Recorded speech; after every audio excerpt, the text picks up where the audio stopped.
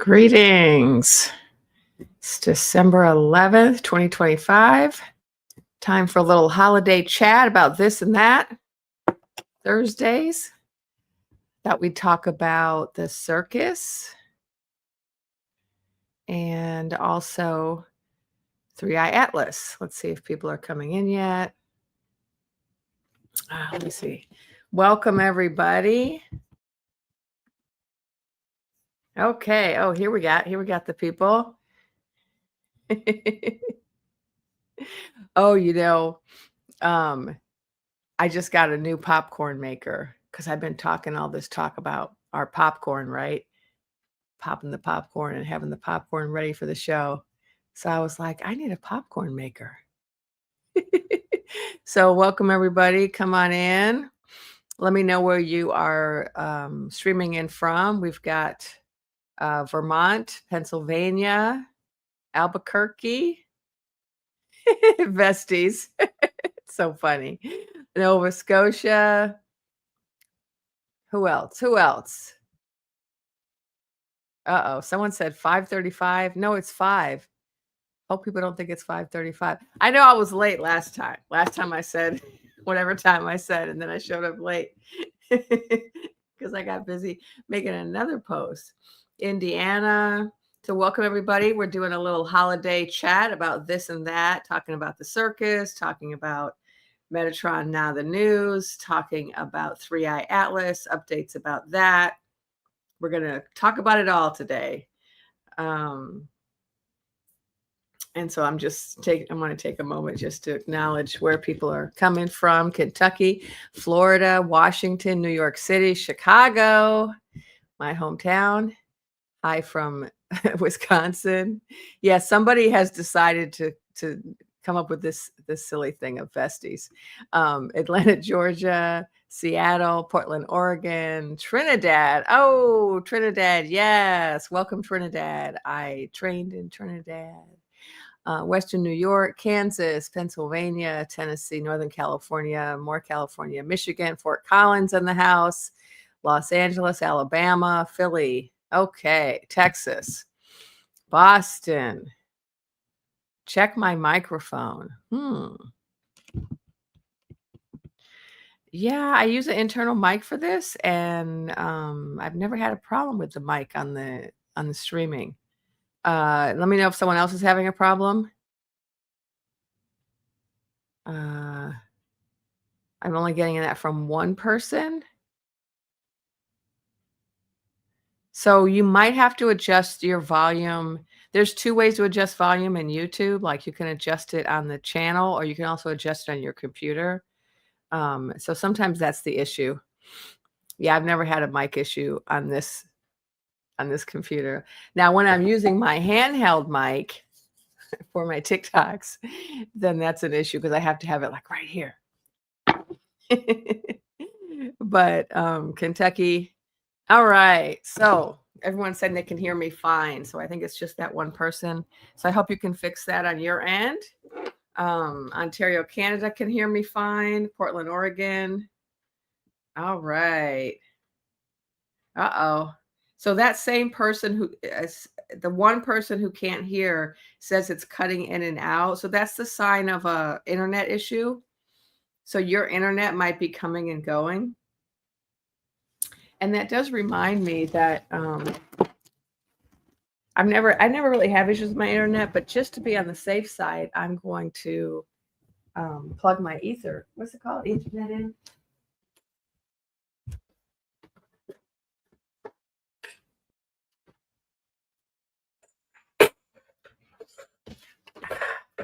All right, I don't have to move any of my lights. Hopefully I didn't move my lights. All right, so I'm going to plug that in just to make sure we don't have any instability issues. Okay, so let's get started. I want to thank everybody, first of all, for liking, subscribing, commenting. I want to thank everybody for all of the super chats and the super thanks I've been getting, and also the buy me a coffee. Thank you to everyone who's been buying me a coffee. So let's see now. We got a lot to talk about. We're talking about Three Eye Atlas, what's happening with that. We're talking about the circus. I'm going to start with the circus because, or no, I guess Metatron, not the news, I should say. And that's, for those who, if you're new to me, I'll just break a little bit down about what I do. So starting in November of last year, I was told by my spirit guides to start coming onto these platforms daily and providing a spiritual perspective about the significance of what's happening to us politically. And so I've been doing that. First, I started just talking plainly about the political situation and the spiritual significance of it. Then I started telling stories. And then I started to do something called Metatron, not the news, where I report on basically, good news or patterns that I'm seeing that support what my guides have told me. So, for example, I was told that the circus was going to start imploding and that there was going to be a lot of defections. And so every time I see evidence of that, in the news, then I report that, and I do it in, kind of a funny way, because one of the things I'm here to do is to provide hope and humor and lightheartedness, and just to help us to kind of keep our spirits up during these difficult times. And I was just reminded of that today. I'm a little behind in, like, I was kind of behind in news and looking at what other psychics are saying because I was under the weather last week. But I just went online today and I watched, who was it?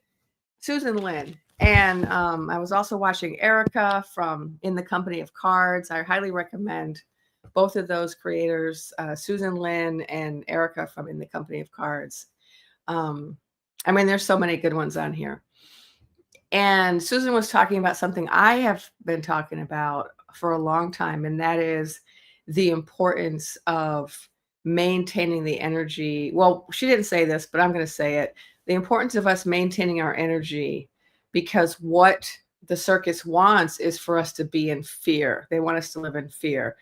Susan was talking about the fear and the terror. She was talking about the reason that they're, engaging in acts of piracy on the high sea, stealing people's oil, is not because they need the oil. We have a great, arrangement with Saudi Arabia right now, and we don't need oil. So it's not about the oil, it's about bullying, and it's about instilling fear globally. And I totally resonated with that because that matches what my guides have been saying, which is that, these people are terrier dogs, let's say. You gotta be careful with the words. So I describe the circus in a number of ways. I call it a circus. I call it a crime syndicate. I call it a gang. I call it a global network. And I also call it a group of terrier dogs. And so they engage in the types of acts that crime syndicates engage in. And one of those acts is trying to bully and instill fear, right? And the only reason I'm bringing this up is because the antidote to that is joy. The antidote to that is hope. The antidote to that is visioning. So if people are trying to defeat you and they're trying to get you into a state of fearful frenzy, then they're gonna kind of keep doing things to try to put you in that vibration. And if you can keep your vibration higher than that, above that fear vibration, then it's going to be a lot harder for them to control you. I wanted to stop and thank Allison Williams for the super sticker. I appreciate it. And I want to acknowledge anyone who sends those, so I got to make sure I don't miss any. Okay, I think that's the only one. Saginaw, Michigan, Connecticut. So yeah, we have to kind of always be keeping this in mind. When you see all this breaking bad news, it's very tempting to just start getting really, fearful or sad or hopeless about it. But you have to remember that that's their agenda, right? And you don't want them to win, right? They want us to be fearful. They want us to feel hopeless. They want us to feel like we don't have any power. But we do have power, right? and joy is part of our power. And a lot of us have ancestors who have known how to do this, right? The only reason I'm here is because I had ancestors on both sides of my family who endured horrific suffering at the hands of others, but who somehow managed to maintain enough hope to carry on and to continue the family line, right? And so, yeah, so here's Kathy, right? ICE is about fear, right? A lot of this is about fear, and it's about terrorizing people, allegedly for entertainment purposes. Not only this is just my opinion. So let's talk about some of the Metatron, not the news, that I've been paying attention to lately that I wanted to share.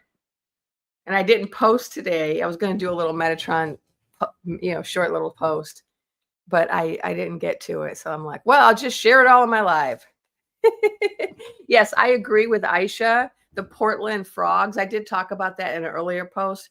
The Portland frog was an example of that. It was political whimsy, the use of whimsy for activism. There's so many different ways to be an activist. There's so many different ways to persist, resist, right? And that's one way, right? Artistically, creatively, whimsically. And then there's other more strident ways that are also important.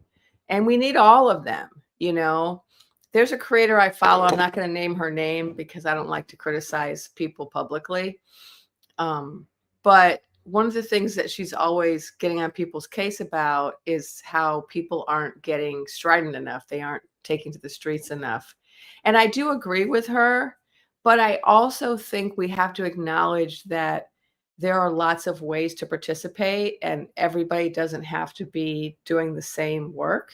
Some people, if they're young and they have this privilege, and they have the ability to be out on the street and not have to worry about their life being in danger, then yeah, they should be. I agree. They should be on the street. If they can be, they should be.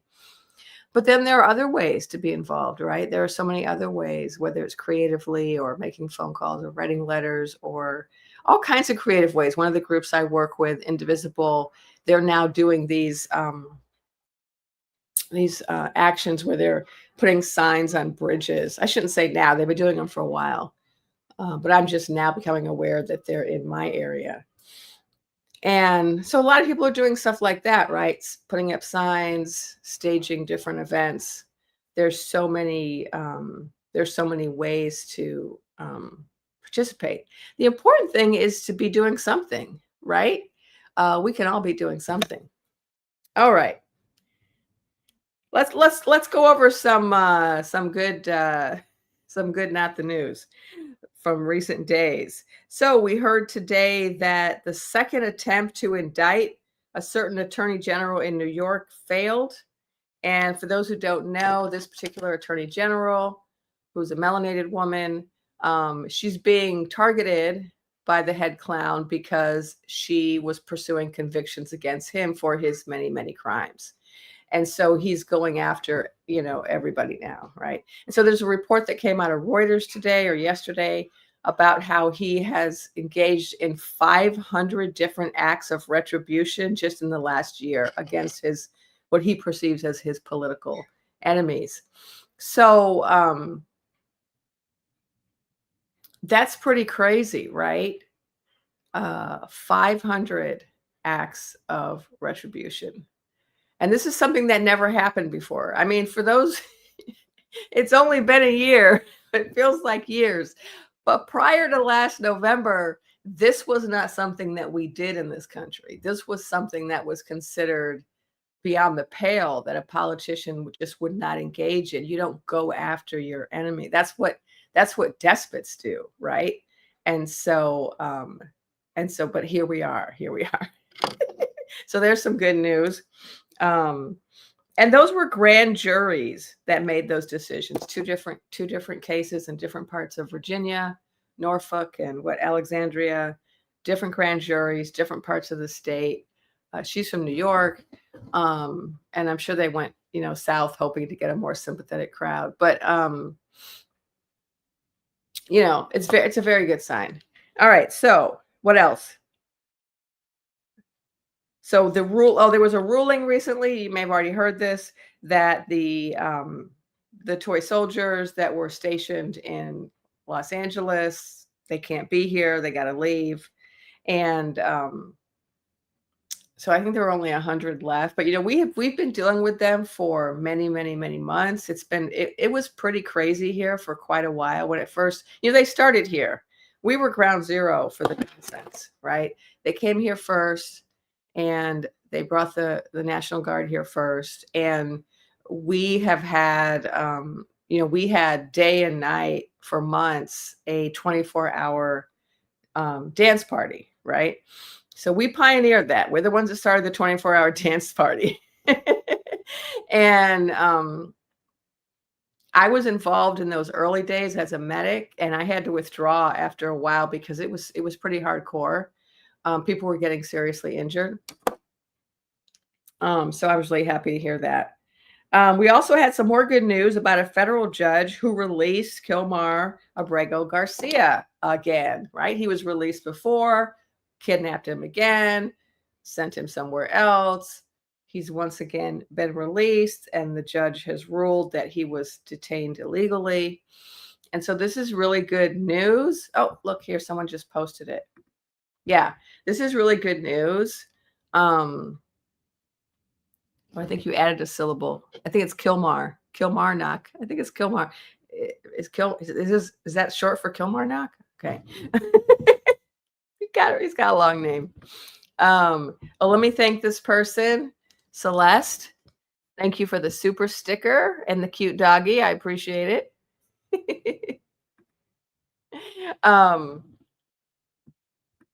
What was I talking about? Yeah. So they've ordered his release. He's actually been released. I just confirmed that today. Also, they're right now listening to arguments in the Supreme Court about expanding the head clown's powers. And I heard Justice Sotomayor. I was really impressed. If you get a chance, listen to her. She's one of these people that's been doing these amazing dissents this whole year. Even though the court keeps ruling in favor of their corrupt leader, she's been writing these really powerful dissents, and she's also been really challenging these lawyers that come to her with these crazy unconstitutional things. So let's see. Oh, and of course, you may have heard there have been articles of impeachment against a certain. I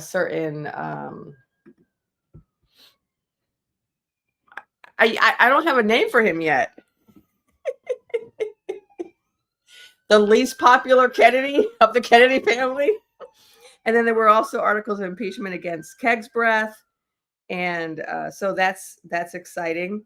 Oh, and there's been some really amazing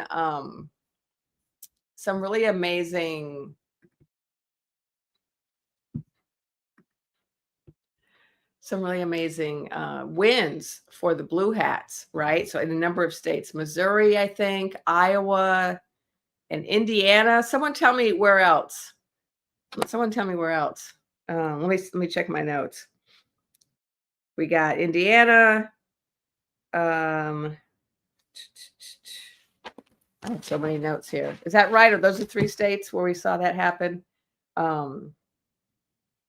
Missouri. And Missouri, something else happened. In Missouri, the people rallied and got enough signatures for a petition to stop the meandering of Jerry in their state. And that's been happening in a lot of places. So it happened there. And where are the other places? Also, it happened in, let's see, was it Georgia? Yes. No, Georgia is where they flipped a House district blue. But there was another place where Indiana, right? Was it Indiana? Yeah. So Indiana, the Red Hats lawmakers said, yeah, we're not going along with this meandering Jerry business. And so it's definitely not happening. The maps are definitely not getting redrawn in Indiana. Do we have any Hughesers in here? Any Indiana folks? Yeah, and then we also, I'm just going to have, instead of me looking at my notes, I can just look at the comments because some of you are putting this stuff in here. Yeah, so we also had this happen in the mayor of Miami. And then, this is a funny one. Rude effing entity. Okay. I'm gonna check. Oh yeah, we also have this news about lovely Jasmine running for Senate. That's also good news. And here's another nickname that Amanda has, Bobby Vaccine. I like that. Okay, we'll use that, Bobby Vaccine. Okay, Florida mayor. Oh yeah, that was in my notes too. There was two, Miami, but also Palm Beach. Was it Palm Beach? Also elected somebody. Yeah, Palm Beach County. And then also the Villages, I think, near Orlando. Now I know where that is because I used to live not too far from there. We also had some gains in Ohio. Now this is not, these are not gains yet. These are predicted gains. So they're doing polling in Ohio, and they're finding from the polling that there's a big shift blue happening there also. That's a prediction for 2026. And then what else? Let's see. Just trying to get through all this good news. I'm probably not going to remember all of it. Oh, here's another interesting thing. And so, just for those who don't know, my definition of good news, my definition of Metatron, not the news, is news that confirms what my spirit guides predicted. Because every time I see evidence that a prediction is coming true, that gives me more hope about the ultimate predictions, right? About the circus evacuating. And that's how predictions work, right?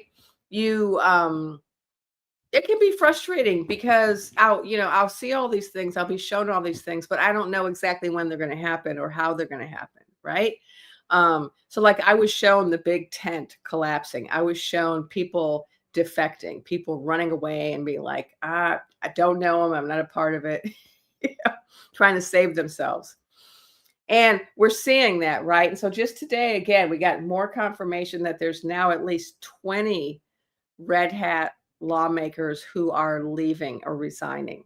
So I've been reporting this different, it's been reported different places.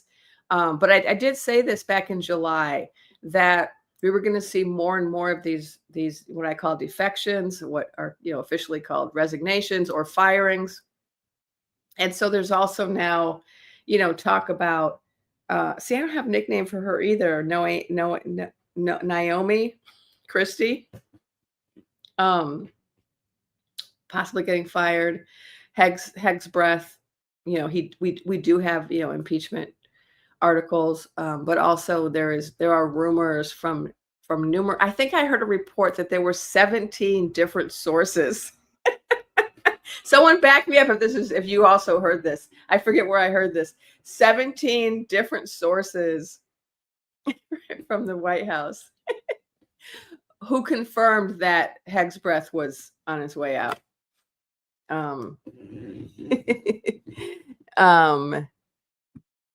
Hex breath's even better.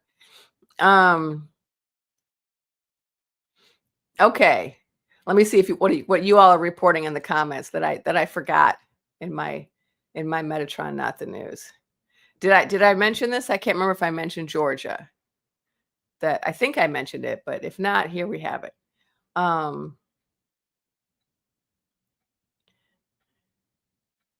Okay, come on, Blue Tsunami. So yeah, we're seeing this shift. Now, part of it, of course, let's just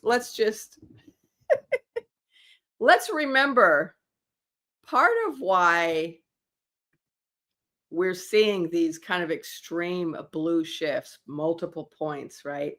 Is because the numbers from November were not accurate, right?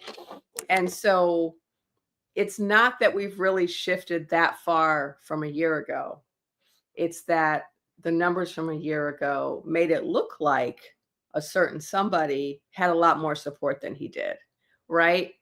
And so unfortunately, we haven't had a lot of wins with the ETA.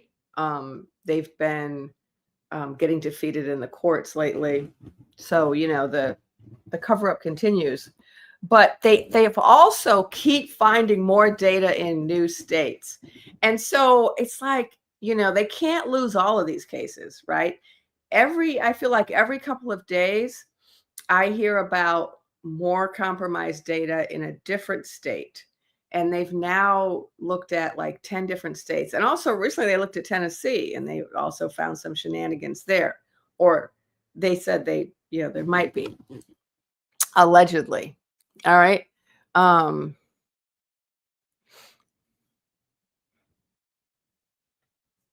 Okay. Ice Barbie.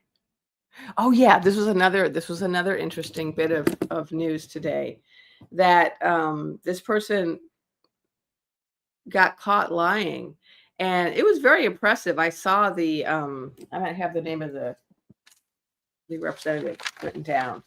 But she was being questioned in the House about arresting and deporting citizens, and it's particularly veterans. So not only are citizens being deported, but so are veteran citizens.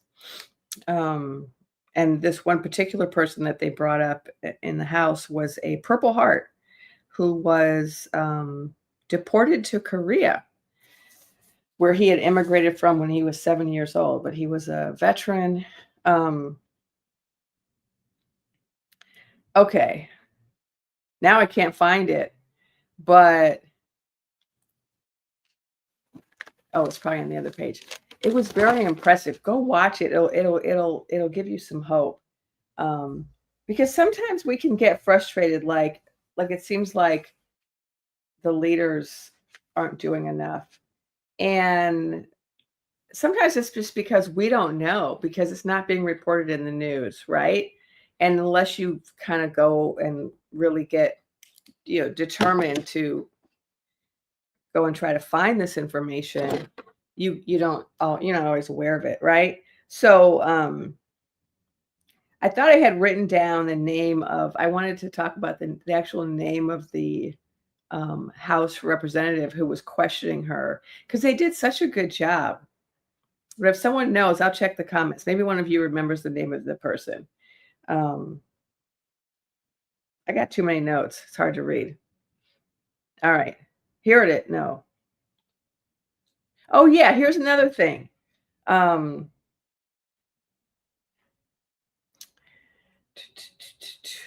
FBI was being questioned by the House.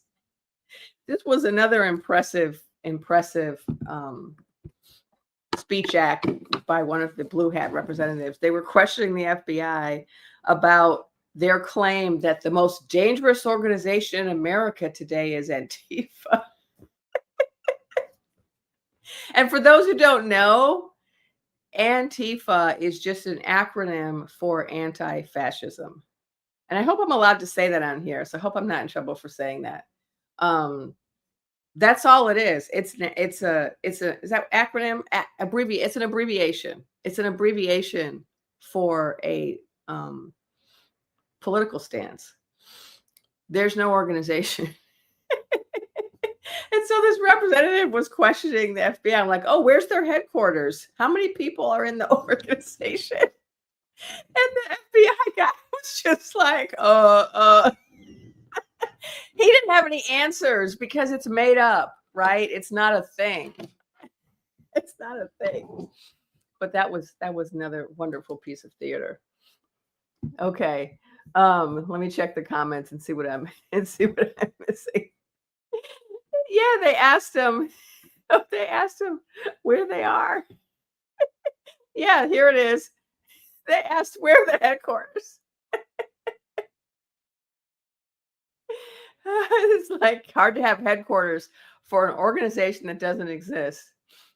Okay. So yeah, here's some news that's not good. Um, the fact that we haven't gotten any progress on healthcare, and that's going to affect a lot of people. It's going to really seriously impact me because I have um, health conditions that are expensive, and my insurance is already super expensive. So it's going to affect a lot of people. I haven't gotten anything about that yet from my guide specifically about the health insurance. I should look into it, but I haven't. Um, okay, so I'm just looking for anything else I missed in terms of comments. Oh, here's a super sticker I want to acknowledge. Thank you, Amy. I appreciate it. And I appreciate everyone who's here. And thank you, everyone who's giving me super stickers. And where is it? There's my buy me a coffee QR code if you want to buy me a coffee. Um,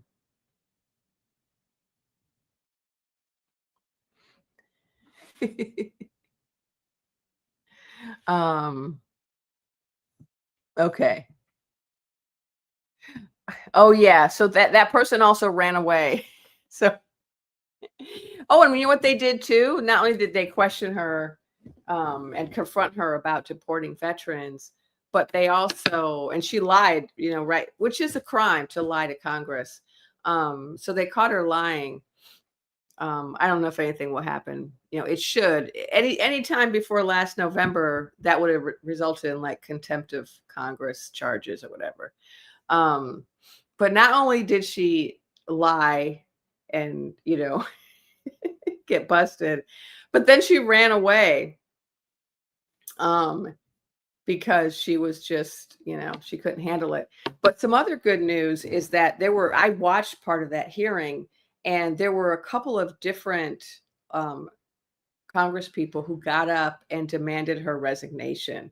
And so again, it just reminded me that, I don't always watch all of this like that kind of news and like network news. And so we're not aware of all of the things that they're doing. And I was just feeling very heartened to see all of these Congress people confronting people, asking hard questions, making demands, putting out articles of impeachment, demanding that this person resign. They are fighting the good fight, sometimes, not always. I do agree with the critique that there's not enough fighting on the Hill, but there are some people who are in bed, right, with the circus, regardless of the color of their hat. Okay, so I want to talk a little bit. Okay, here's a question. Can you give us some outcomes, or are you just repeating the news? It's a little kind of low key critical, but sometimes I like to address critiques so that you understand where I'm coming from. So I'm just going to go repeat again. I said this earlier in the hour, but maybe this person wasn't here, about what my work is. Okay, so starting in November 6th of last year, I was given very clear guidance by my spirit guides that I needed to start coming onto these different platforms and making videos about the spiritual significance of the political situation we find ourselves in. And I was given a lot of information, which I shared with people. And at the time when I first started sharing it, a lot of people probably thought I sounded crazy. But it's been a year, and a lot of the things that I shared have come to pass, or there has been a lot of evidence suggesting that they were accurate. So I started out doing that work. Because of a lot of censorship, I started telling stories to kind of hide some of what was being said, so that for the more political work. And I am a storyteller, and so people really enjoyed that. I also did that because we kind of need to have different forms of political art right now to help us. And then I also started doing some film reviews where I was reviewing films. Some of them weren't really films, some of them were films, but they were analogies for our situation. And then I also started doing this segment called Metatron Not the News, which is my kind of funny, comedic approach to talking about patterns in the news that relate to the bigger picture, and relate specifically to the predictions that I have made and that other psychics have made. So I don't just repeat what's in the news. I only talk about those things in the news that fit a pattern, that show us the direction we're headed in, or that show us that what the guides have said is coming to pass. So let me just go over a little bit of what I have gotten from the beginning, because, it has been a year. And if you haven't watched my, I don't know how many videos now, it's probably been hundreds, you may not know all of the things that my guides said. So let's see. I'm not going to remember them all because I was posting daily for many, many months. But let's start at the beginning. What I was told that very first day after the bid contest was that what was being reported was not the accurate tabulation of tickets, and that in fact the majority of the tickets had gone to the Lotus Queen, but that the machines had been adjusted with the help of a certain tech bro, Starboy, and his satellites. Now, back when I said that, that wasn't based on anything in the news or any empirical data, right? That was pure intuitive information. Over time, we have heard them actually confess this, right? So Starboy himself, he did a tweet when he fell out of his bromance, and he said, "If it were not for me, Head Clown would not be in his seat, and the House and Senate would look like this." He was very specific. Also, the night of the contest, he had some app supposedly that allowed him to be able to share the results 4 hours before anyone else got them. So these are things that have come out since I made that prediction, right? Also, we've had Head Clown himself come out publicly and confess and say, he actually came out and said, so-and-so is really good with ticket counting machines. And because of him, and because he actually used the word rigged, and because they rigged it, I won. So there have been at least three confessions, public confessions, confirming what I had said back in November, what my guide said. I'm just the messenger. So there's one thing. I was told that they were part of a global syndicate, that it was connected to bad traffic, the whole files of Epi, that it was connected to Is Not Real, that it was connected to the Land of Vodka, that these political leaders in these other realms had participated in this overthrow through manipulation of tickets, and that the reason that so many of these lawmakers who previously didn't even support the circus, why they all kind of got lockstep in line with them and have not challenged any of the unconstitutional or illegal things the circus has done, is because some of them are implicated in the files of Epi. Some of them are, some of these leaders are in the files of Epi, or they have donors who are in the files of Epi that they're protecting. And now I was saying that quite a while ago, and now we are starting to see that come out, right? We're seeing, if you've been following the people who are actually analyzing and digesting the emails that have come out, we don't have the files yet, but the emails that have come out are showing that this Epi character was not just the head of a bad traffic ring. He was also explicitly engaged in global politics, connecting very top level political leaders around the world. He was also supposedly a financier, and the emails showed that he was involved in the money management of a number of also very wealthy and very high profile people in politics and academia and science and in various countries. And so this was what my guide said, and we're starting to see the evidence for it, right? So when I report the news, not, and I don't report the news. That's why I call it not the news, because I'm not really reporting the news. I'm giving my spin on it, my satire, my comedic approach to it, and I'm framing it within this this pattern that I'm looking at, pattern of evidence that supports what the guides have said.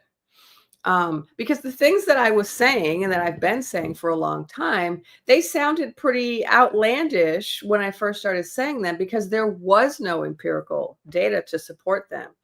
And so whenever I see anything that supports them, I share it because I don't expect people to just believe whatever a psychic says. You should never just believe what anyone says. And it's always good if someone says, "Oh, I got this psychically," for you to then say, "Well, okay, let's look and see if there's also some empirical evidence to support that," right?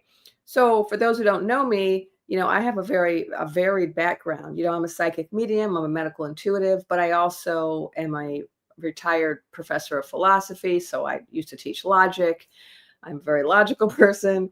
I also have a background in physics, and so also love the scientific method and empirical data. And I actually like to bring all of that together. And so that's why I've gotten into this kind of not the news funny segment, because I'm always looking, kind of combing through reports to see, is there evidence to support what I've been saying, what lots of other psychics have been saying? Because that's the test, right, of any good psychic. Eventually, they have to be proven right or proven wrong, right? And over time, when it comes to predictions, unfortunately, you got to wait, which is why prior to this, just for your information, prior to November of last year, I did not like engaging in this particular intuitive gift called precognition. And it's a gift I've had from a very young age, but it was never a gift I cared for or wanted to have. And I tended to avoid it like the plague as much as I could. But 5 years ago, during the pandemic, my guides were like, you have to start talking about this. And so I have a podcast, Journal of a Medical Intuitive, where I started sharing stuff back then about the pandemic. And at the same time that I was sharing what I was getting intuitively, I was watching all this international news. Like I remember Japan had this great news station, Japan News. I forget what it was called. And they had all like the late breaking scientific news about what was going on with the virus. And I was always looking to see, is there evidence to support the prediction? So for example, some of the predictions I got that came true was I described the virus, and I talked about some of its properties before those were found by the scientists. So I talked about the fact that it adapted at a much higher rate than other viruses, than average viruses, or like the cold virus or the flu virus. And that turned out to be true. It had this ability to adapt just incredibly quickly, which is why it was hard for people for them to effectively create vaccines that would stay effective over time, because they had to keep creating new vaccines because the virus kept adapting. And so that was one of the things that I got, that my guides got, that was later proven to be correct. And okay, it's hard to remember. It's been so long. But I think, I remember another thing that I got back then was that it was going to go into the animals. It was going to start spreading through animals. And at the time that I said that, it was only in the human population. It had started in, I think, an animal, but it was spreading at that time only in humans. And I said, it's actually going to get into the pets, and it's going to get into the livestock. And it did. At the time, the scientists were saying, oh, it's not going to do that because how would it? Because we don't have like humans and animals exchanging fluids, or I don't know. I can't remember what the science behind it was, but it wasn't considered a likely thing to happen. It did. They started testing the pets like several months later. Vets started testing the the pets, and they started to find that there were very high rates of the virus in people's pets. And luckily, lots of the pets were asymptomatic. So that's why, they were able to handle it much better than we were. I'm not going to remember all the stuff, but a lot of it is in the podcast, so you can listen to it if you're really wanting to see what I got right. Obviously, I didn't get everything right, and no psychic is going to get everything right. I always say the very best psychics in the world are like 80 to 90% accurate. So that means for every 10 things that they say, 1 to 2 are going to be wrong. And then that's just the very best. And so everyone else might be more like 70% or something. So, and part of that is just the fact that we're humans, we're not gods. And part of it also has to do with time and how the future works. The future's not set in stone. Our lives are not fated. We're not like going down some trajectory that's unchangeable. But things change all the time. And so sometimes we'll see things. I know I've seen things and then they didn't happen, and it's been very disappointing. And the way that some people explain it, the language that some people use is timeline shift, or people talk about free will. So, somebody had an opportunity to do something and they didn't. So there was an opportunity like the day of the inauguration. And a lot of us, that was one thing that I really saw differently. And so I've talked at length about this publicly. I've acknowledged that I was wrong, that on that day, I thought things were going to go differently than they did. And actually every other psychic on TikTok, on YouTube at that time, almost everyone, we all agreed that something different was going to happen that day, and it didn't. And it was very baffling because we all had very similar visions. But here's the thing. You can have a vision, but you might not interpret it correctly. So like I had this vision, for example, for months of the Lotus Queen standing on a dais with her hand in the hair, giving her oath of office. And she was wearing a white suit. And I saw that for months. And then I stopped seeing it at a certain point. Something had shifted.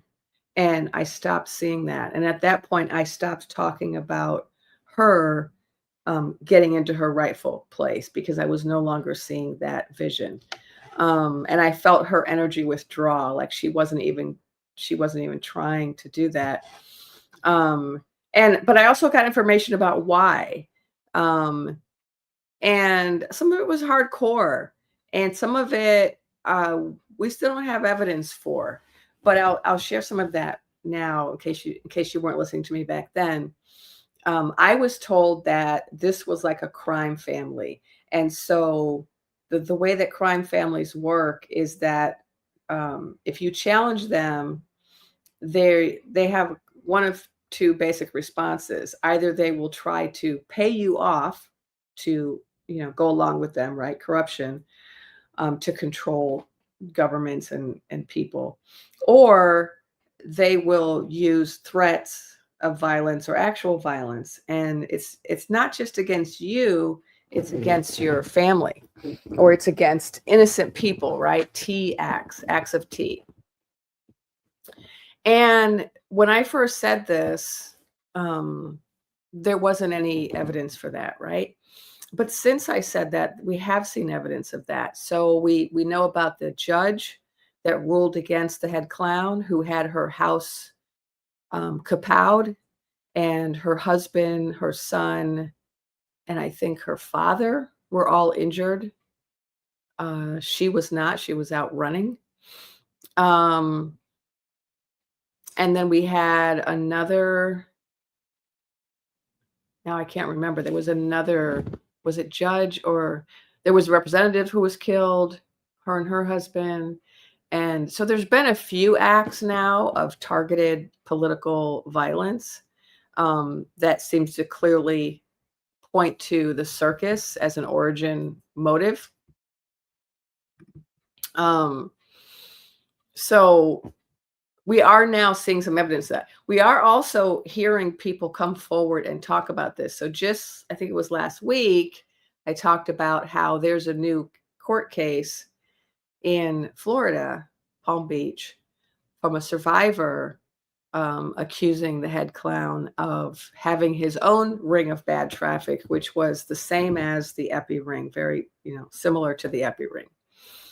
And she said that he used various means of silencing her, including trying to stage unalivings that look like accidents. Thank you, Rossi, for becoming a member. Thank you to all my members. And she talked about numerous threats that he had made against her, financial and physical, which matches what I got. Now, another piece of evidence to support what I was told about the crime syndicate way in which this circus runs was the book by Virginia. I had the book nearby. Where'd it go? No, I guess I don't have it. Virginia Giuffre, Nobody's Girl. I read that book, and she also talks about how she talks about some very powerful, politically powerful and wealthy men who told her that if she named them, that they would ruin her financially, or that they might unalive her. And so we've also heard the survivors on Capitol Hill a few weeks ago. They said the same thing. There was a reporter asking them, why aren't you naming all the names of all the people, all the men that did this to you? And one of the survivors got on the mic and said, because every woman who has named names is no longer here. They've all been. So, this is the kind of thing, right, where my guides tell me something and I share it with you all. And then over time, we start to see stuff coming out in the news. We start to hear reports. We start to hear testimonies that support what the guides said. And so that's part of why I do the Metatron, not the news, just to point out those patterns. Now, a big part of what my job is to help people to see the bigger picture and to help people stay hopeful. We're going through an apocalypse. I use that term intentionally, in part to be funny and in part to be serious. We're going through a lot, and it's very difficult to go through this. And it's very easy to become full of despair or hopeless, or to feel like, you don't have power. And so one of the things that I'm here to do is to point out the ways in which we do have power and the ways in which we are effective. And by looking at, like, what is the good news? What progress is being made? We are... the resistance is ongoing, and there's a lot of little wins that happen like every day.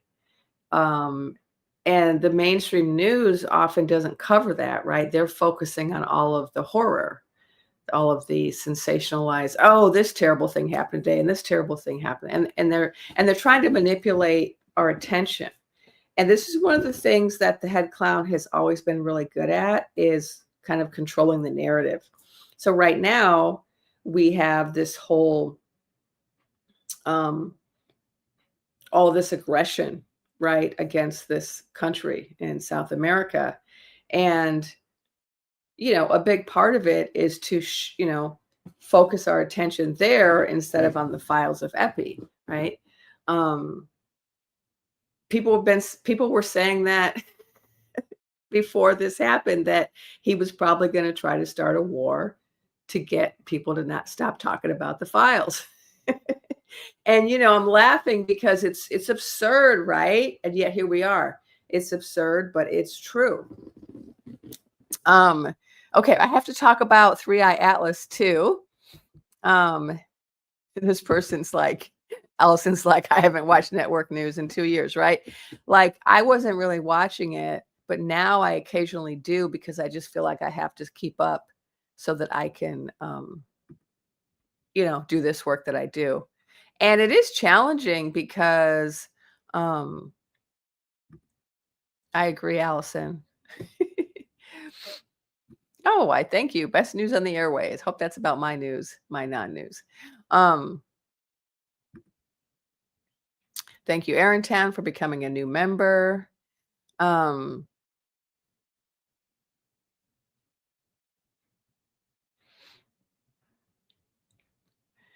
yeah, so I was going to talk a little bit more about that. Yeah, Lotus knew what was going on, and she was prevented from doing anything about it.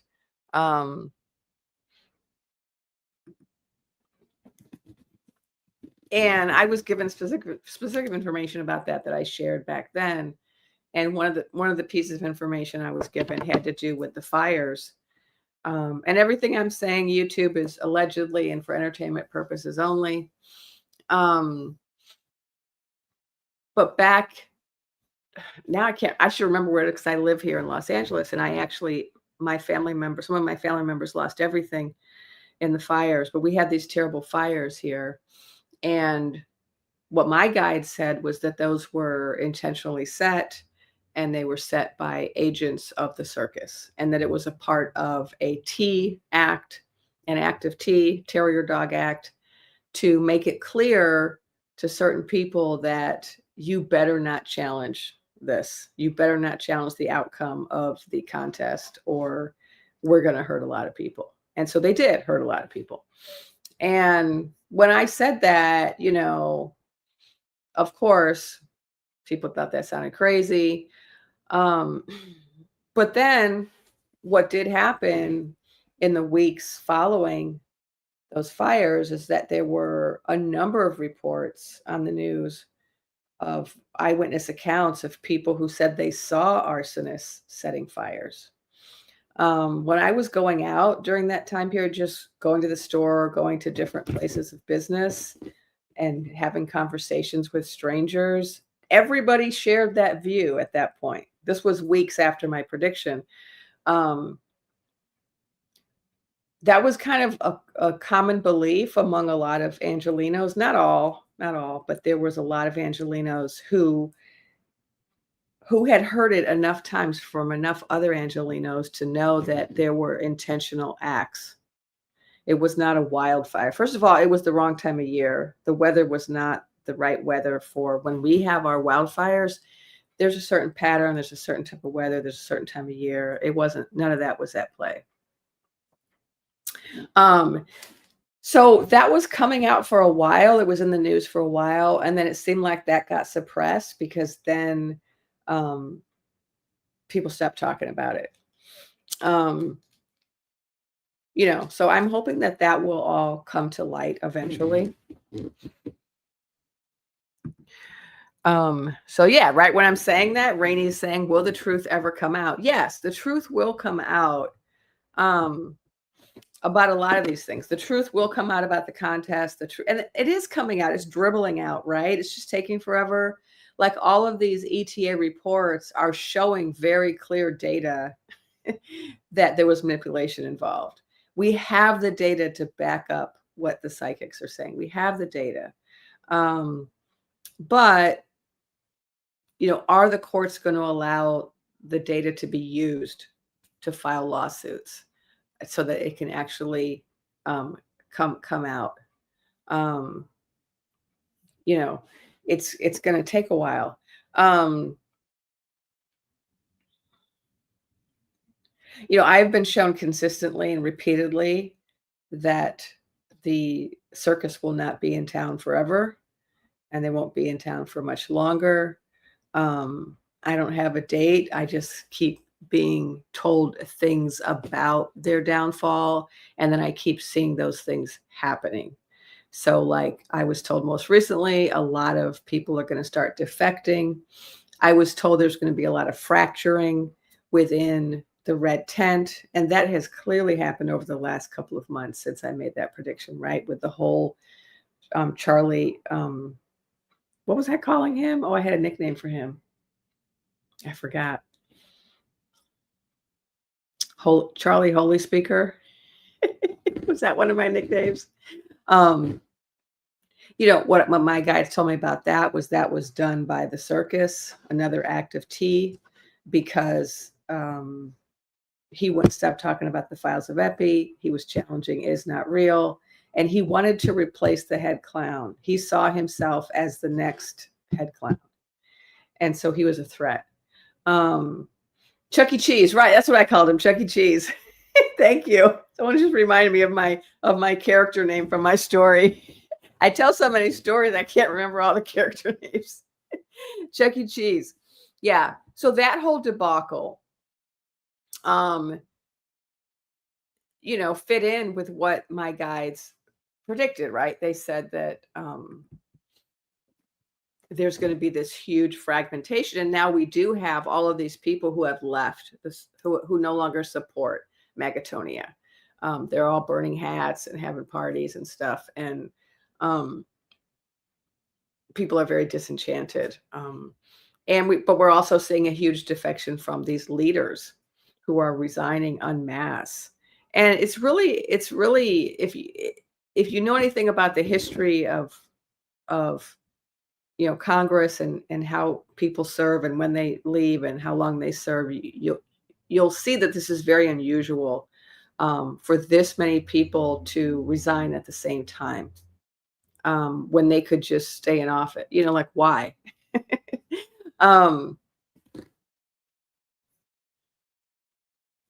Okay, so I wanted to talk a little bit about 3i Atlas. Oh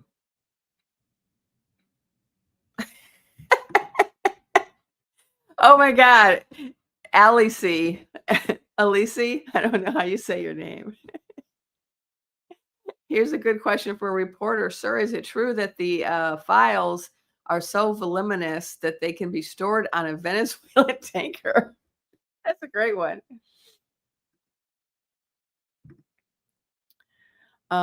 This person agrees with me. Yeah, they're tearing themselves apart. And so for me,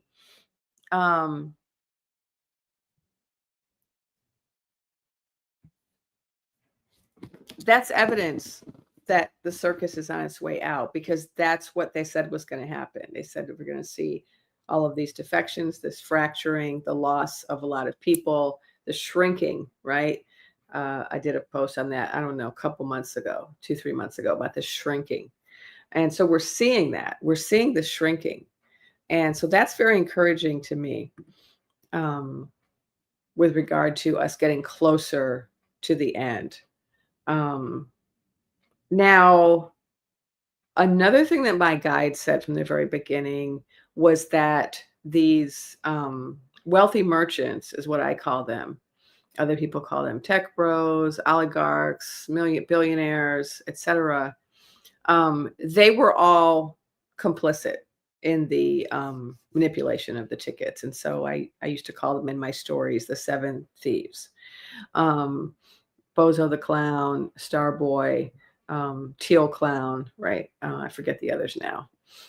But these very prominent, very wealthy merchants were all very invested in the circus. And that's because they have their own agenda. And so what my guide said about that is that their agenda was to replace much of our governmental structure with corporate structure. And so that's why, and what I said a long time ago, which again, we're seeing now, and now other people are saying it, is I said their goal, the goal of the circus, is to destroy the government, destroy.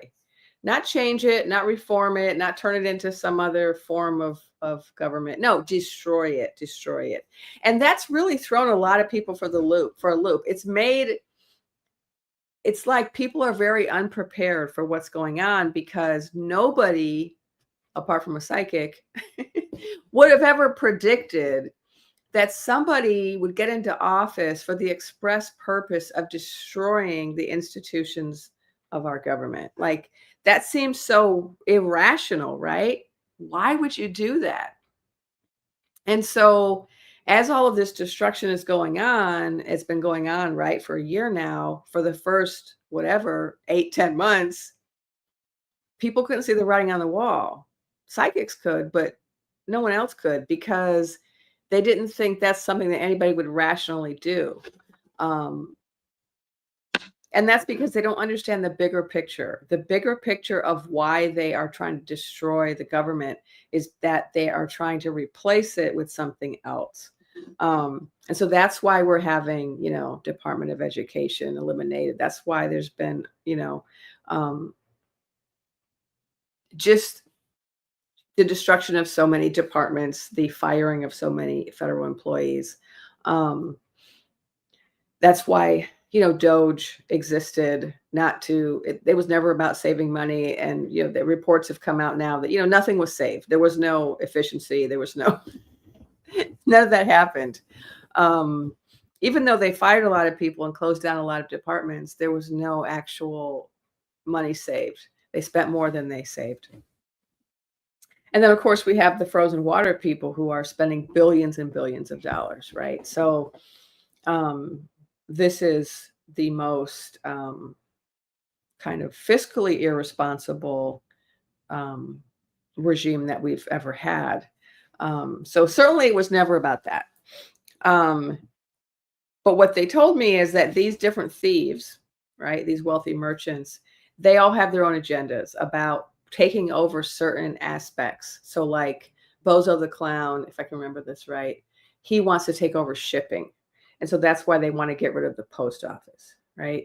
There are other wealthy merchants who want to replace, public education with corporate education. They want to have control of education. So they're going to try to create Christian education, whatever. And then this whole Project 2020, 25 clowns, 25-year agenda is what I call it. That's also not the end goal. That's also, those people are being used by the wealthy merchants and the world leaders who finagled this whole overthrow. But they're using a lot of people, and they're using these religious cohorts, but also these religious groups allegedly are involved in the bad traffic. And we kind of knew that to some extent, right? We know about the, can I say that? Probably I can say that. The Catholic Church, right? There's been so many lawsuits. So we already know, right? There's a long history of SA, right? In that institution. Well, that's just one of the many institutions of a religious type that are involved in this global ring of bad traffic. And, I talked about that recently. My guides were giving me information about that. I've done a number of posts on the files. And one of the things that they said was that we think we know who engages in these acts. We think, we have a profile, right? Like a criminal profile of, the kind of men that engage in these types of SA and PDF behavior. We think we know, that church, whatever, but we don't. And it turns out that there are lots of different groups around the world who are involved in this, and they don't all look like what we think they would. And it's quite complex, and it's quite big. And what my guides had said, another thing that my guides had said was that this is a period of revelation, which is also why the term apocalypse is appropriate, right? Because the original meaning of that word is revelation, or bringing things to light, uncovering things, getting to the seamy underbelly of everything. And that's what we're in, right? We're definitely in the revelation. So that's another thing where I was told that, my guide said that, I said that, and then after some time, it became very clear, right, that a lot of things are coming to the surface that we didn't know about, like levels of corruption that we were unaware of, criminal behavior at very high levels that we were on, connections that we were unaware of, like the connections between Is Not Real and our entire Congress, right? That's all coming out.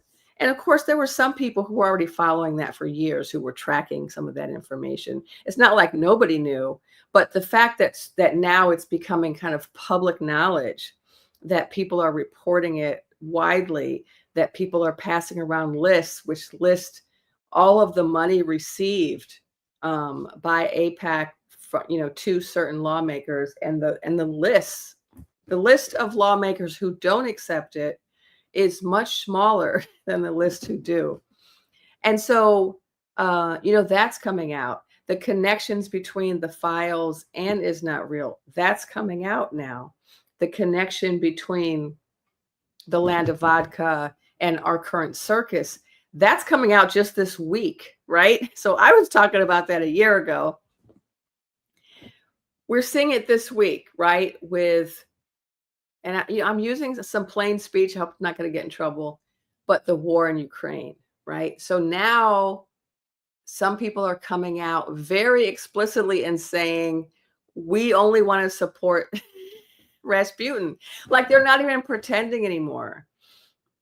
They're just coming out like that's what the peace plan they came out with a couple of weeks ago. It was not a US peace plan, right? It was a Rasputin peace plan that we just plagiarized and passed over and said, you have to satisfy all of the demands of those folks because apparently we work for them.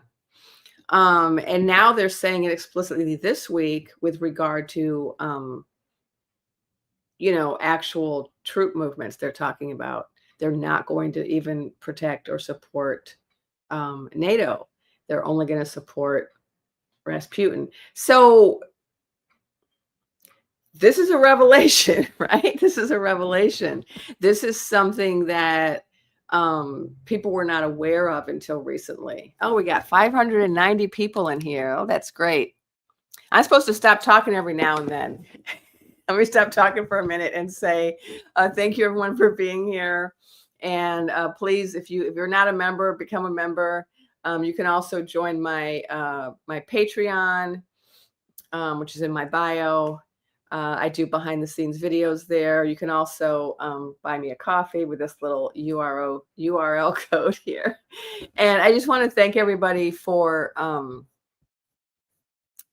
for sticking with me this whole year, for watching my videos, for coming to these lives. I feel a sense of community with you all. Like, just for me, reading your comments every day on my videos and reading the comments in these lives, which I'm going to do again right now. It just gives me a nice feeling of community. And I mean, of course, I have in real life community too, but it's nice to have online community as well, because online community reaches so much further. Like, there are people in that follow me who are all over the world and all over the US. And so it's nice to be able to kind of connect with people from all over. So let me look at some of your comments. Yes, he will, Allison. Oh my God. He's one of my advisors.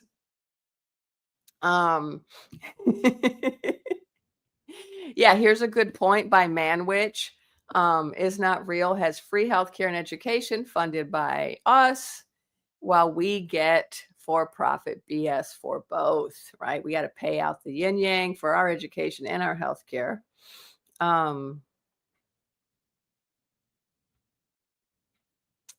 Okay, I'm just looking through your comments to see. Oh, and here's somebody going back to the past. This has been going on for a while. It's just that this particular iteration is the most extreme. This is kind of like the penultimate regime. So yeah, there was work being done by Reagan. It started, I think, with Reagan, or did it start with Reagan and then the Bushes? So there has been a consistent theme of certain policies and certain agendas that have been going on for quite a while. What I was shown, speaking of patterns, consistency, another thing my guide said was that it wasn't just that the joust in November of 2024 was finagled with, but also the one in 2016.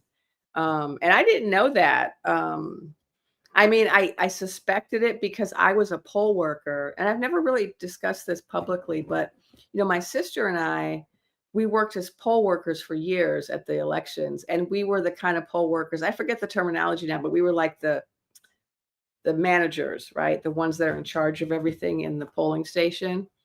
And so if you're let's say we're called manager, the polling manager, you have to get there at like 6 a.m, set up. You make sure everybody does their job. Like you give each of the poll workers a different job, and you kind of have to make sure they're doing their job. Like one person is checking the list of voters, another person is handing out the ballots, another person, they all have different jobs. And then at the end of the day, after the polls close, like maybe the polls close at 7 or 8. Well, then you have to do the preliminary count where you have to tabulate everything that went through the machine. Like you have to print out these little receipts, and then you have to go through all of the like the mail-in ballots and the provisional ballots, and you have to sort them and put them in different envelopes and count them and write down the number. And so you do all this tabulating, and then you break down the whole polling station, and you send all the other poll workers home. But when you're the manager, there's 2 of you that have to be responsible for transporting all of the ballots to the drop-off place. And it's really important. And so we go then from the polling place. You have to get in your car with all the equipment and all the ballots, and they're secured in these special containers that you have to secure and tape up, and it's a whole big rigmarole. And this takes until like midnight to do all this. And so then you're driving to the drop-off place at around midnight. Now, the night of the big joust in 2016, or the day of that whole joust, something really weird was going on in the polling state. A number of weird things were happening. One was that a huge number of blue hat voters were not on the list. They were registered, but their names were not on our list. And if your name is not on the list when you get to the polling station, then you can't vote. You have to get a provisional ballot. And provisional ballots are not counted right away, and they can be contested. So if you fill out a provisional ballot, it then has to be authenticated. Your registration has to be authenticated. It has to go through this process before it's counted. And it might get thrown out. It might not ever count. And so we had this extraordinarily large number of people whose names were not on our list. And we could tell some shenanigans were going on, because you could go online to the registration. People were able to go online and look up their registration and show it to us on their phone and say, look, it says right here in the Democratic, whatever, where, I don't know, what is that what it's called? I guess it's not Democratic. What's it called? Like the state registrar's office or whatever of voters, you can go and check your status, right? And they said, look, it says right here that I'm registered at this polling location. But we were given, you get these giant notebooks of names printed out, and they weren't in them. And so we actually had to end up designating one of the poll workers as their job was to be at a certain table and to look up people's registrations online. We had someone doing that. And then we had to have a provisional ballot table. And this guy, we were joking, we were calling him the mayor. We were calling him the mayor of provisional ballots, because he was this guy. I think he was he Punjabi? No, he was, I forget his ethnicity, but this is Los Angeles. So our polling station had like four official languages. And so we had poll workers that spoke 4 different languages in our polling place, because that's just how diverse the city of Los Angeles is. And so certain neighborhoods, you have to be able to cover a certain number of languages. And so we had like 4 or 5. I think we had 5 because we had Chinese, we had Spanish, we had, I think it was Punjabi, and then maybe, was it Laotian? I can't remember. But we had 4 or 5 languages. And this guy was one of the people who was fluent in this particular language, where there was a large population of his ethnic group in this neighborhood. And so we made him the mayor of the provisional ballot table. And we had to do that because there were like half of the people who came were not on our list, but it was only Democrats. So that was the suspicious part, because why wasn't it everybody, right? So there were so many of these that there was like a long line of people just sitting down, just going up to the provisional ballot table, because the provisional ballot, you have to fill out this whole envelope. It's a more involved process than just dropping off your ballot. And so that was weird. And we thought it was weird because we had been poll workers before and that had never happened. When we got to drop off the tickets at the station, at like the central location where all of the poll worker managers drop off their stuff at the end of the night, and it's like midnight, and you're in this long line, like this long line of traffic. It's going really slow, inching along around midnight. And we've been at it since 6 a.m. So we're tired. We haven't seen the news. We're chatty. And so we're like asking the people there, we're like, hey, we saw a lot of weird stuff today, and there were just a lot of people not on the list. And there were a lot of people who legitimately should have been. And we were just like chatting with the people there. And they said, oh yeah, everybody is saying that. Like, something was up today. And as a result, we were also later. Everyone got to that drop-off point later than usual because we had so much more work to do, because it was more tabulating to do, all these piles and piles of provisional ballots. And when we got to the part where you're supposed to drop off the provisional ballots, they give you like an envelope for them. Like, you get one envelope because that's how many there's supposed to be. But we had so many, we had a box. We had to like get a box and fill it up because they wouldn't fit in the envelope. And when we went to drop them off, there were these people there with just piles and piles of these provisional ballots. And we said to them, we had never seen that. And we said to them, don't you think this is weird? Why are there so many? And they said, yeah, we've never seen this. We've never seen this.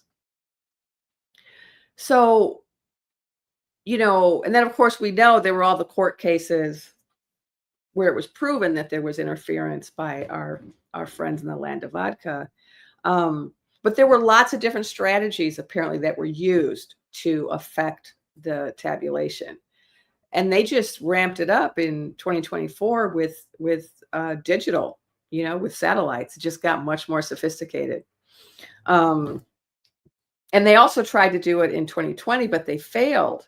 And that's why there was all that chit chat about, oh, it's rigged, because they couldn't believe they lost, because they had done it before and they thought they were going to do it again, but they failed because there was such an incredible turnout for Hillary that they didn't have enough finagling to cover up the popularity of that candidate. And that should have happened this time. It would have happened this time if they had tried to use those same techniques. This is all allegedly and for entertainment purposes only. But this is what my guides told me. And I didn't know all this. So yes, I was there and I saw all of this peculiar behavior and I was suspicious, but my suspicion didn't rise to that level of, I think the whole thing was stolen. It didn't rise to that level. I mean, I had my suspicions, but there weren't a lot of people that had my same suspicion. My sister and I had the poll workers had their suspicions, but we were just a small group of people, right, who were like, that was really shady. But my guides told me this recently. They said, oh yeah, they did it in 16, 20, and 24, but in 20 they failed. And so in 24, they got help from Starboy. They're like, oh, we got to make sure that the popularity of this woman does not outweigh our efforts. So now that's something that my guides told me that, we don't have proof for yet. But I do feel like it is all going to come out. Thank you to Allison for the super sticker. Am I acknowledging all the super chats? Let me check. And the memberships. No, I'm not. Katero Roberts, thank you for the super sticker. $20, very generous. I appreciate that. Here's Susie Q. Vesties Unite. So funny. Some people started calling this group Vesties, which I think is hilarious. Susie Q, that was my favorite little hostess when I was a kid. Remember those chocolate cakes? Before they changed the recipe. Everyone's talking about it. I'm going to put up a little compliment for myself. Thank you. Thank you for the compliment. I am. That's what I'm trying to do. Keep everyone hopeful and sane, because we cannot be defeated if we're hopeful. That's the thing. Emotion and energy is a part of winning, right? It's not the whole part. It's not everything, right? So, it's not just about keeping our hopes up or just about staying positive. We also have to do things, right? We have to be active. We have to be active members of the resistance. But if we can keep our hopes up, and if we can unify and keep visioning the future that we want to see, then there is no way for us to be controlled, right? There's just no way. So Saint LaSalle, Saint El Salsa Girl, St. Louis Salsa Girl, perhaps. Night of the Joust, I knew it was wrong, emotions all over, so it was a blessing to find your channel. Yeah, so the whole 4 a.m. club phenomenon, right? A lot of women, mostly women, but also some gays and theys and a few men, mostly women, felt very clearly that something was wrong, had dreams, had intuitive knowings that something had been done, that she won, that he didn't, and that we were being fed a bill of goods. We were being sold a bill of goods, rather. Trying to get my aphorism right. All right, let me just check and make sure I'm not missing. Acknowledging people who are giving me super chats.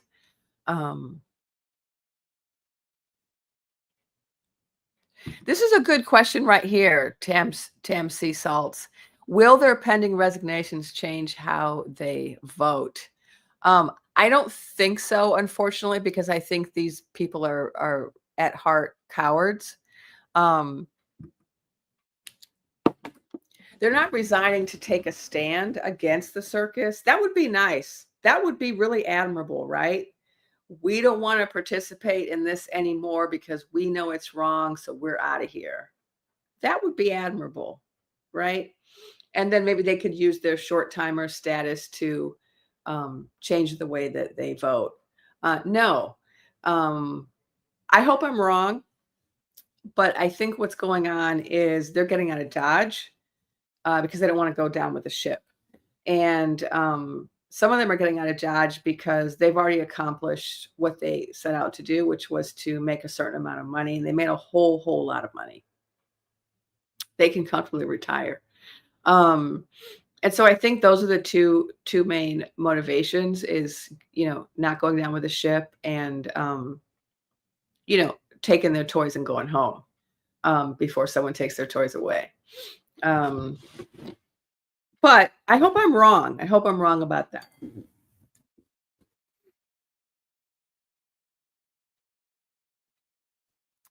Here's another question from Jackie Ogle. I do think so. And ETA also thinks so. So they already have found data of shenanigans for that particular joust.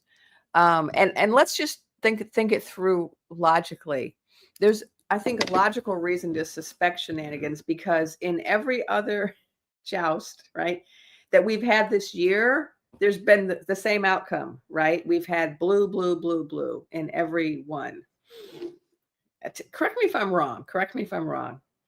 But and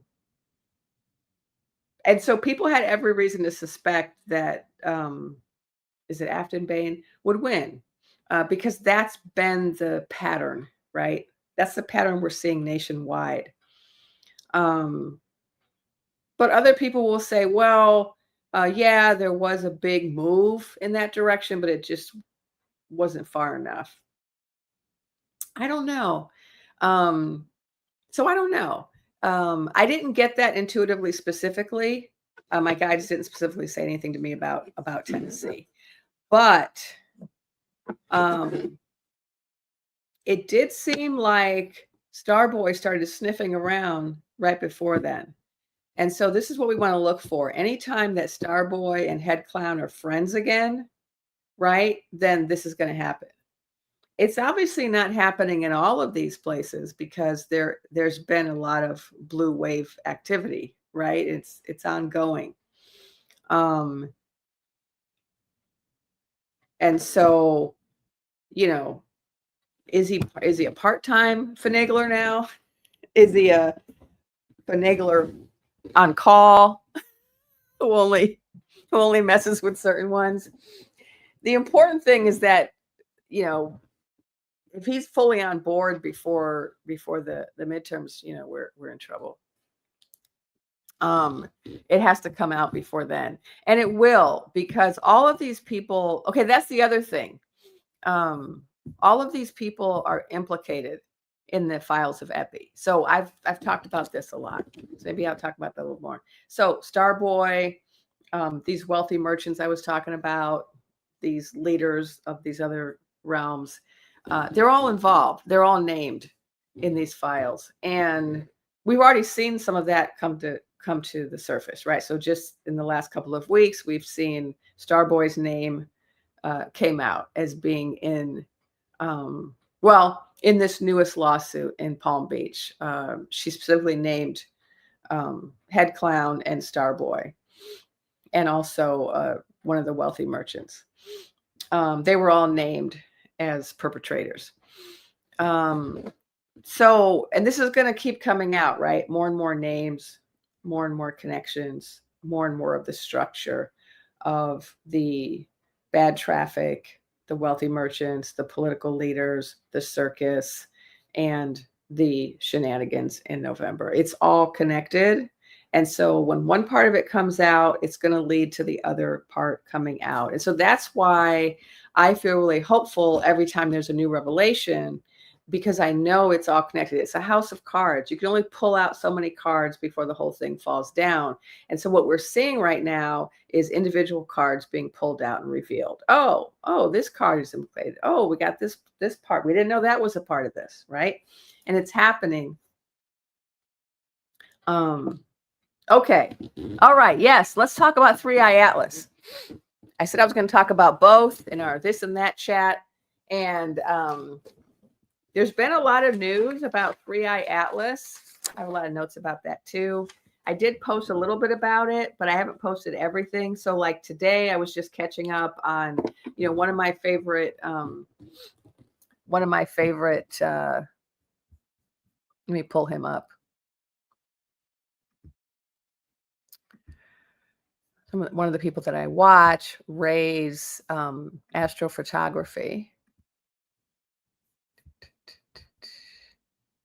Right. So I recommend this channel, Ray's Astrophotography. This is actually another channel talking about what he found. So he's this, amateur astronomer, or sometimes they call themselves astrophotographer, who's got this very powerful telescope, obviously not as powerful as, Hubble or the other ones that the government has, but he's been following this interstellar object for quite some time, taking all these pictures, processing them. And something really interesting that he said in the last couple of days, this is really new, hot off the presses, is that he apparently Hubble, NASA, they had this, they had a live stream, like press release a few weeks ago. We were all waiting with bated breath to find out, what they were going to say about this object, because they were calling it a comet, but there were all of these anomalies, all of these puzzles that didn't seem to support the hypothesis that it was a comet. And so we were waiting and waiting for these images to come out of JPL, out of Hubble, that had been held back supposedly because of the shutdown. But then even after the shutdown ended, they still didn't release them for like another 2 weeks. So they finally did this live stream. Well, they presented images, and what Ray is talking about, I guess I could have left that up. What was I trying to show you? I wanted to show you the, let's see if I have another picture of just Ray.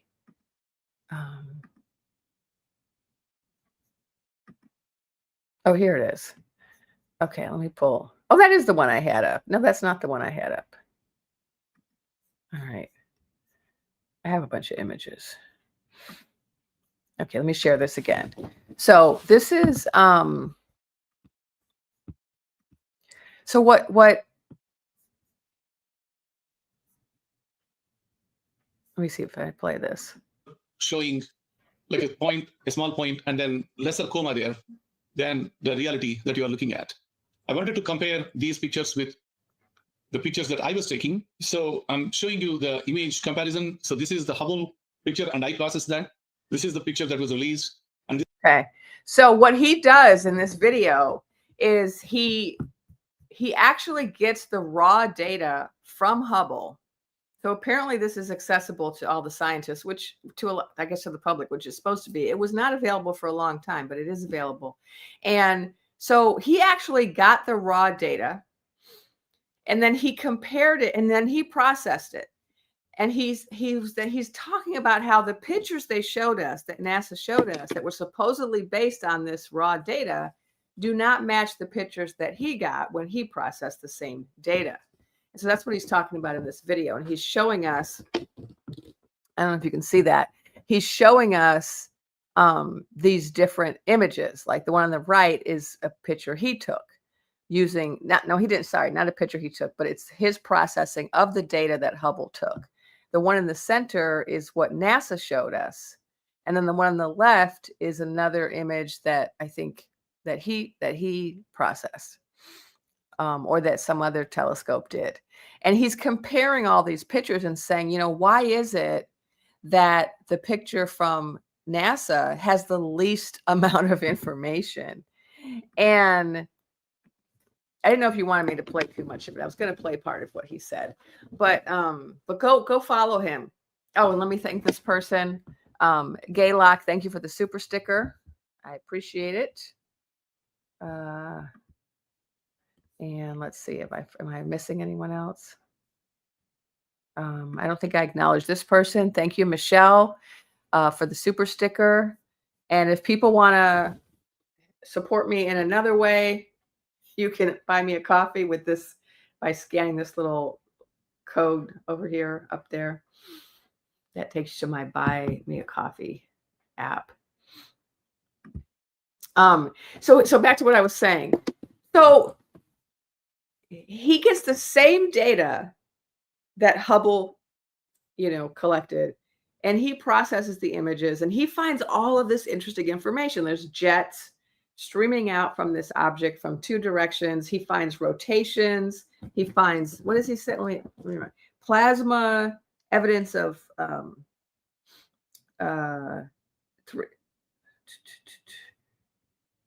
I was going to try to use his language, but I'm trying to remember. But he finds like evidence of two jets, or I'm just going to go from memory. Jets in different directions. Also some data that suggests there's rotating business and that there's this plasma structure. And he said he finds it odd that NASA processed the same data in such a way as to kind of filter out all of that information. And Ray's theory for why that happened, he's not saying it's a conspiracy. He's just saying he thinks they're so biased by their insistence that this has to be a comet that they're putting in filters to process the data that are filtering out anything that doesn't match their hypothesis that it's a comet. And so they're losing all this data. And he's not the only one talking about this. Avi Loeb is also talking about this, and there are other people talking about this. I think Stephen Burns and Angry Astronaut those are two other creators who've been following this interstellar object. One of them is a geophysicist, and one of them is, I'm not sure. And one of them's a mystic. And so, yes, here it is. There's jets, there's a spiral plasma structure, and there's evidence of rotation. But the NASA image has less info. Right. Now, another recent finding, this is just in the last few days, is that, oh, thank you, Apolomba. Thank you, sister, for sharing your gifts. You're one of the few people who have the courage to speak the truth. Thank you so much. Yeah, I don't have a lot of choice. My guides are like, you better do this. Because I've had periods of time over the last year when I've been like, I don't want to do this anymore. Can I do something else? You know, and they're always like, no, gotta get back to this. Gotta get back to this. The people need this. I mean, I love it, but I also, you know, it can be, you know, it can wear you out. It can be lonely too, being a psychic, you know, because, you know, you got to endure people thinking that you're maybe a little wacko. Sounding wacko to yourself. Like, yeah, did I just say that? Okay, so back to 3i Atlas. So what's the other new thing that just, the other new thing is that, oh, see, I lost my train of thought because I wanted to respond to that. It was from Avi Loeb, and it had to do with, oh, these x-rays. So there's something interesting. Oh, no, I don't know what's going to talk, not the x-rays. There's a bunch of stuff, but let's talk about the sunward jet. So comets traditionally are these icy balls that have kind of a tail, right, of dust and gas. And that's really the definition of a comet, is this kind of icy ball with a tail. 3i Atlas has never looked like that.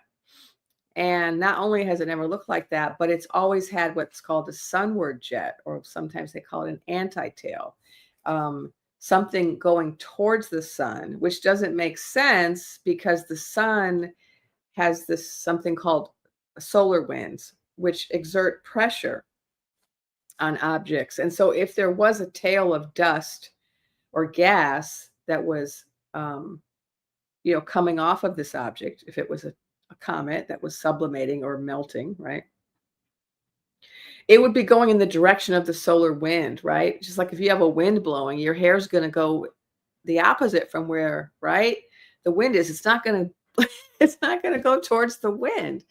And that's what this thing is doing. It's going towards the sun, which doesn't make sense. But here's the more interesting part about it that just was revealed in the last couple of days. Now that they're doing this, what they call spectac. I don't know why I keep messing this word up.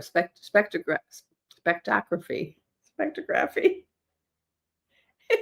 It's taking pictures of color, taking pictures of wavelengths to tell you information about the chemical composition. It's another way to take pictures of distant interstellar objects. And they've been doing all this spectrographic analysis, and what's coming out of that is, you know, information about the chemicals, but also they're getting more information about the structure and the size.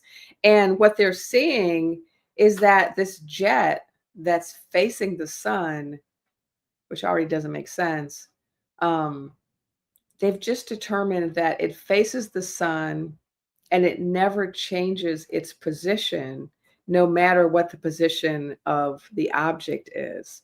So that doesn't make sense, right? Like if I have a flashlight and I have a beam of light coming out of my flashlight, and I move the flashlight around, and I start rotating the flashlight, you would expect the beam of light to rotate with the flashlight, right? That's not what's happening. No matter how this thing rotates, the beam going towards the sun never changes its position, doesn't change its size. No, it does. They did say something about the size and brightness today, that it got brighter, this sunward jet, not only did it stay still for 24 hours, so they just did these two. This is based on these two recent new pictures from December 7th and December 9th. And this is from Thailand, from a telescope in Thailand. These, I think it's called Larsen. That when they got these very high quality images out of this telescope in Thailand, that's when they saw that the jet did not change, even though the object is rotating. They also found that it's doubled in size between December 7th and December 9th. The length of this jet coming out of 3i Atlas doubled in size, and its brightness increased. And this doesn't make sense using current models of cometary physics. There's no reason why if this was a tail of dust and gas, first of all, it wouldn't remain stable despite the movement of the object. It also would not get longer and increase in brightness. It doesn't make sense, right? It doesn't make sense given our current understanding, right? And so this, for me, is more evidence of what my guides have said. So those of you who've been following me know that what my guides said weeks ago when I first started covering 3i Atlas, one of the things that they said, because here's what I did, right? I reviewed all the astrophysics and the amateur astronomy, data, whatever people were saying. I looked at some preprints, but then I also myself started channeling, and I channeled 3i Atlas. And then on another occasion, I spoke to my star family, and they gave me information about 3i Atlas. And then on a third occasion, I got information from the sun. I spoke to the sun. So I'm like I don't even know what to call what I do sometimes, but some people will call it like mysticism, where I can merge my consciousness with other, spirits. And so I was able to merge with the sun and get information that way. And I was able to merge with 3i Atlas. And so what 3i Atlas told me during that first encounter was that they were sending data to our scientists to make it clear that they were not a comet, and that the data they were sending the scientists were causing the scientists to be very alarmed, very confused, and they didn't know how to handle it, because in order to accept the data they were collecting, they would have to rethink the laws of physics.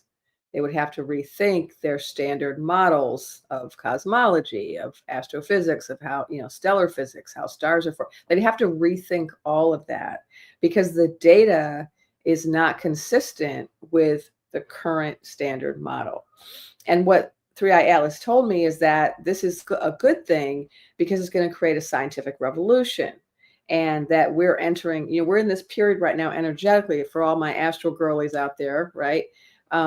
Pluto and Aquarius, right? For all the astrologers out there, we're in this period of time right now of revolution, of revelation and revolution and transformation.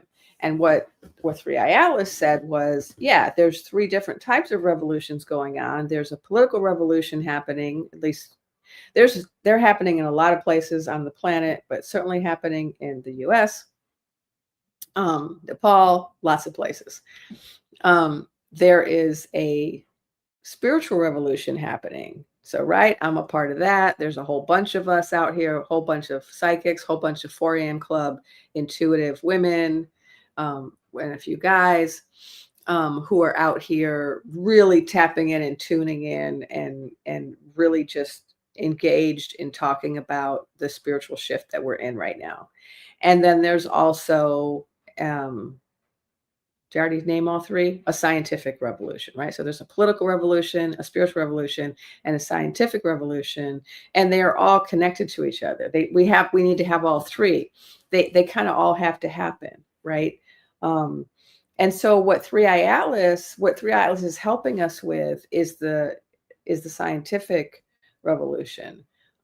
They're also helping us a little less directly with the spiritual revolution. I can say more about that.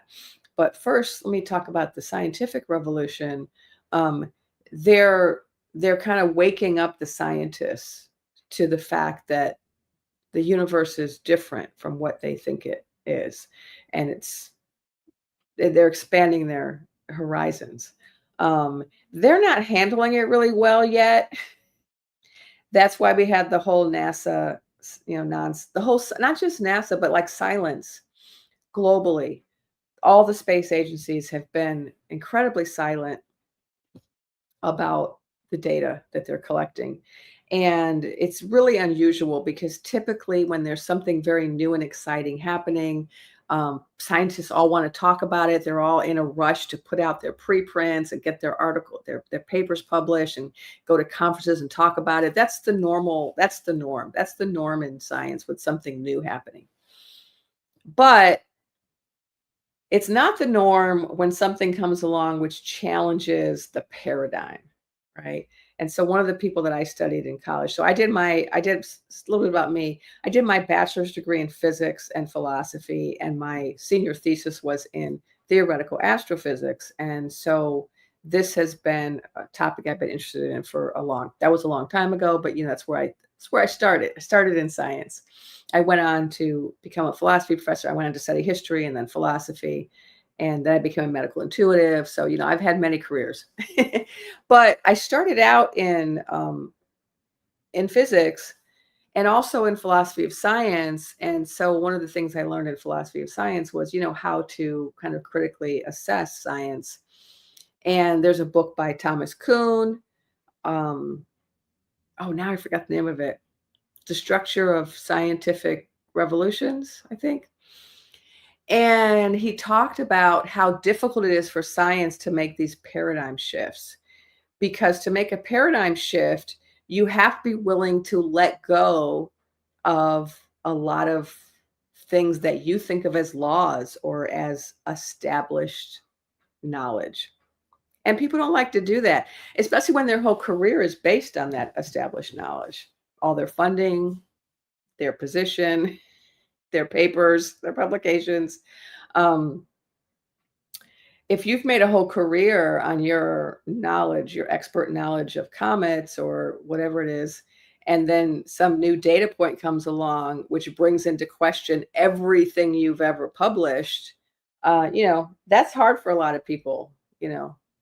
We have egos, right? As humans, we have egos. And it's difficult to take that kind of an ego hit. And it's not just individuals, but it's a whole structure, right? So there's a structure right now in place in science, which is a bit compromised by the existence of hierarchies and by the existence of these kind of tendency to hold on to received knowledge and to not want to have it challenged. And so the way Three-Eye Alice explained to me was like, they're going to need some time to adjust and to kind of acknowledge that this is what's happening. They're in the middle of a paradigm shift. In the meantime, they've been awfully quiet, and they've also been putting out this kind of party line of, it's a comet, it's just a comet, it's nothing but a comet, we're sure it's a comet. And it's absurd because there's so much data now that just doesn't fit that hypothesis and that they can't explain, or that they can't yet explain. They may very well explain it, but for now it's not explained. And so whenever something is not explained, that's where you have an opportunity to begin to question your hypothesis and begin to think, oh, maybe we should entertain other hypotheses. And so now I did talk about this, I think like a week or two ago, that there is an article that's come out. What's a preprint? It's not an article yet. Preprint means they haven't peer reviewed it yet. They've just published their like early findings so that other scientists can read it. But it hasn't yet been published in a peer-reviewed journal. So they have these preprints. And there is a preprint that has come out with an alternative hypothesis. And so it's starting to happen. But mostly all this time, since July, when this thing was first found, it's mostly just been Avi Loeb, this Harvard astrophysicist, who's been the only one sticking his neck out saying, maybe it's not a comet, maybe it's something else. Maybe it's even artificial, you know. And then a lot of people are, you know, making fun of him. But he's doing all these interviews. He's the one sticking his neck out.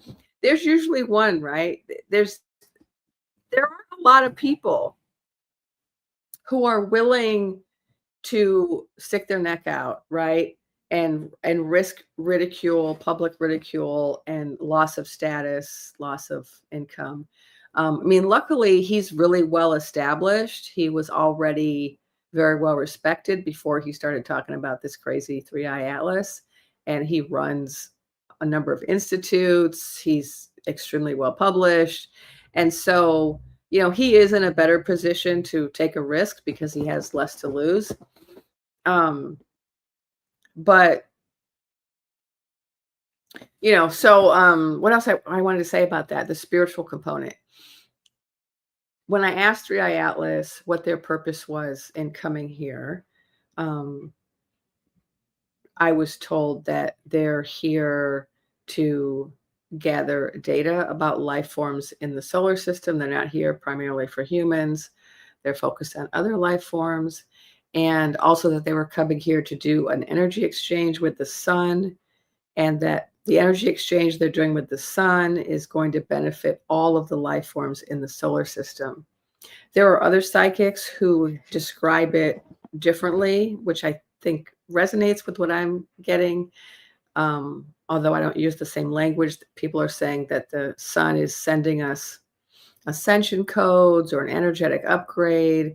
There are people like, I think, Stephen Burns. I think he's the geophysicist who's also a mystic, who are saying that the solar flares are being produced by the energetic exchange with Three Eye Atlas, and those solar flares are affecting weather on Earth.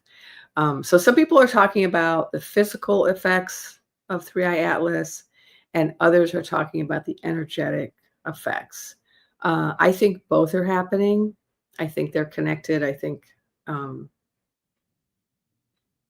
I think that's going to become more and more clear as time goes on, as they collect more and more data and make the correlations. You know, like I just saw a video, I think today or yesterday, where they were showing the timing of a solar flare, something that Three Eye Atlas did, a solar flare, and like a volcano going off on Earth, all, you know, happen at the same time.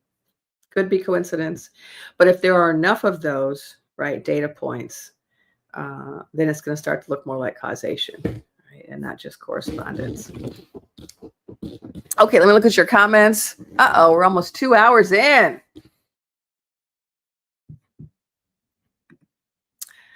Eliza Field wants us to remember that the real news is within, and we are greater miracles than any space object. Yeah. You know, we are the ones, you know, we are the ones that are making change. We are the ones that are evolving. We are the ones that are going to evacuate the circus. But we are also getting help from various sources. Okay. Yeah, I agree with this from Julie Robinette. Our brains, our earth, our universe are still unknown wonders to all of us. Yeah, we need that humility.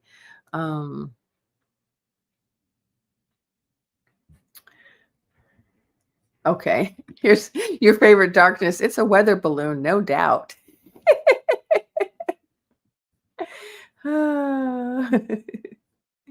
This is always the case. They've been trying to silence mystics, intuitive, and psychics because they are speaking the real truth about life. They're trying to control us by keeping information from us. You know, it's been the case for quite a while, right? But it's changing. There is more and more interest and acceptance of psychics than there used to be. Yeah, and I agree with Shiny Isis. I think that this questioning is happening in all aspects, religion, politics. So it is. We're in this period, right, of questioning, of revelation, of transformation. Yes, Tammy Sea Salts gives a great analogy when we talk about paradigm shifts. You know, when Lister first started telling doctors they should wash their hands before delivering babies. I actually just I've been reading a lot of medical histories lately because the book I'm working on right now is about what's wrong with healthcare and how medical intuition can change things. And so I'm reading all of these medical histories, and I just read the history of that when that happened, where when he started telling people, hey, I think there's a connection between all of these mothers and babies dying of infection after childbirth and our filthy hands. And they thought he was crazy. And there were people who would just to spite him, would refuse to wash their hands. And they refused to see the correlation between their patients who were dying and the dirty hands.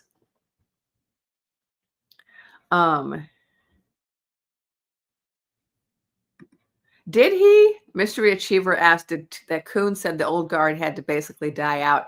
I don't remember. I read that so long ago.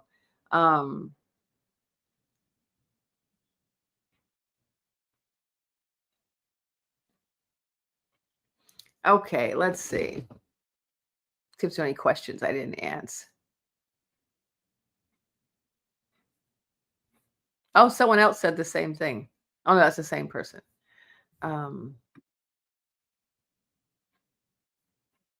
Got to throw in a little love here. Thank you, Erica. Thank you for the love. Right back at you.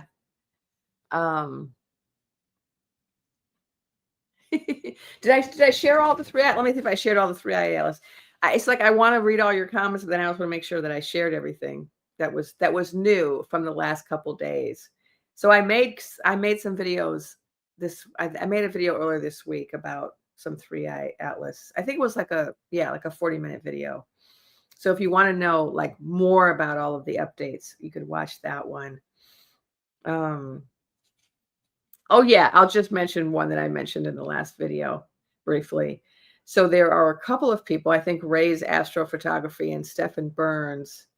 I feel like there was a third person who Avi Loeb has also talked about this, have floated out this idea that maybe interstellar 3i Atlas is doing some type of seeding in our solar system. And the reason they said that is because that spectrographic analysis that was done recently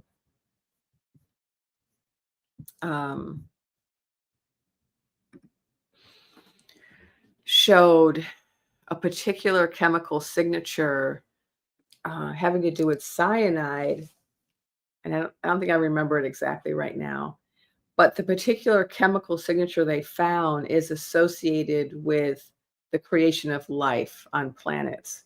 So it's something that if they see this on a planet, it's considered like the building block of life. And so when they saw this in 3i Atlas, there's now some people saying, well, is it possible that it's coming to our solar system and doing these flybys really close to certain planets like Venus, Mars, and Jupiter in order to send probes out or send something out, material out, to seed life, to seed physical life on these planets. So that's interesting, right? So that's a new hypothesis that's out there. It's like, is that why they're here?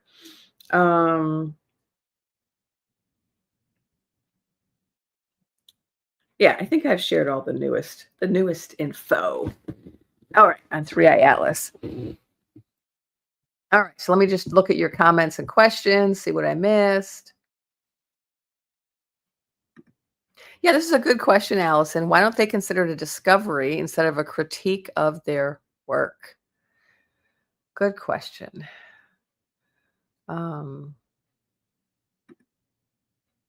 Thank you, Rossi. Hit like, subscribe, comment, and share after the show. And also you can buy me a coffee, become a member, join my Patreon. Yeah, the more support I get, the more time I can devote to this. And the less time I have to be focused on other forms of work. I can just do more of this. Okay, let's see. Any more questions I want to get to? I'm trying to remember, what is this reference? Will MTG succeed? Succeed in what? Um, I don't know what that question means. So put a follow-up in the chat. I did feel right away months ago when she first started, the very first time she was critical of her colleagues in her conference. I felt that she was going to be an important, what's that word? Jumping off point for change. And I think it's because she's probably a survivor or has close friends who are survivors, and who doesn't, right? Half of all women have survived some type of SA, unfortunately. And those who haven't have sisters, mothers, close friends who have. But I do think she's an important, I don't know why I can't think of that word, catalyst. She's an important catalyst. She has been an important catalyst with regard to the files of Epi and women. And she's part of this bigger pattern, right? And that's another bigger pattern that my guides have been talking about for a while, is the rise of the divine feminine. And so we are entering this period also of the rise of the divine feminine. And so we're also in a revolution with regard to gender. And that's why we have so many transgender people being born.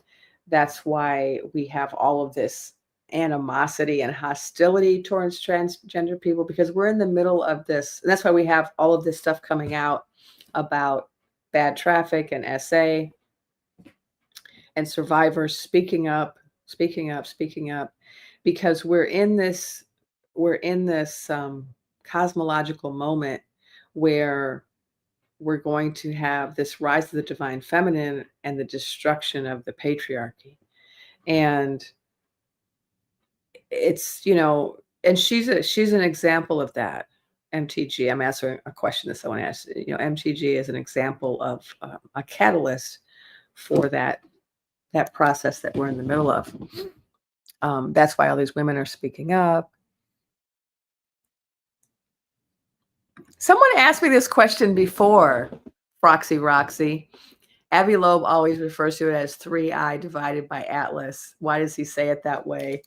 I don't know. I wonder if he does it to be funny, because he's a physicist, and physics is all about math, right? If you're a physics major, you do, power.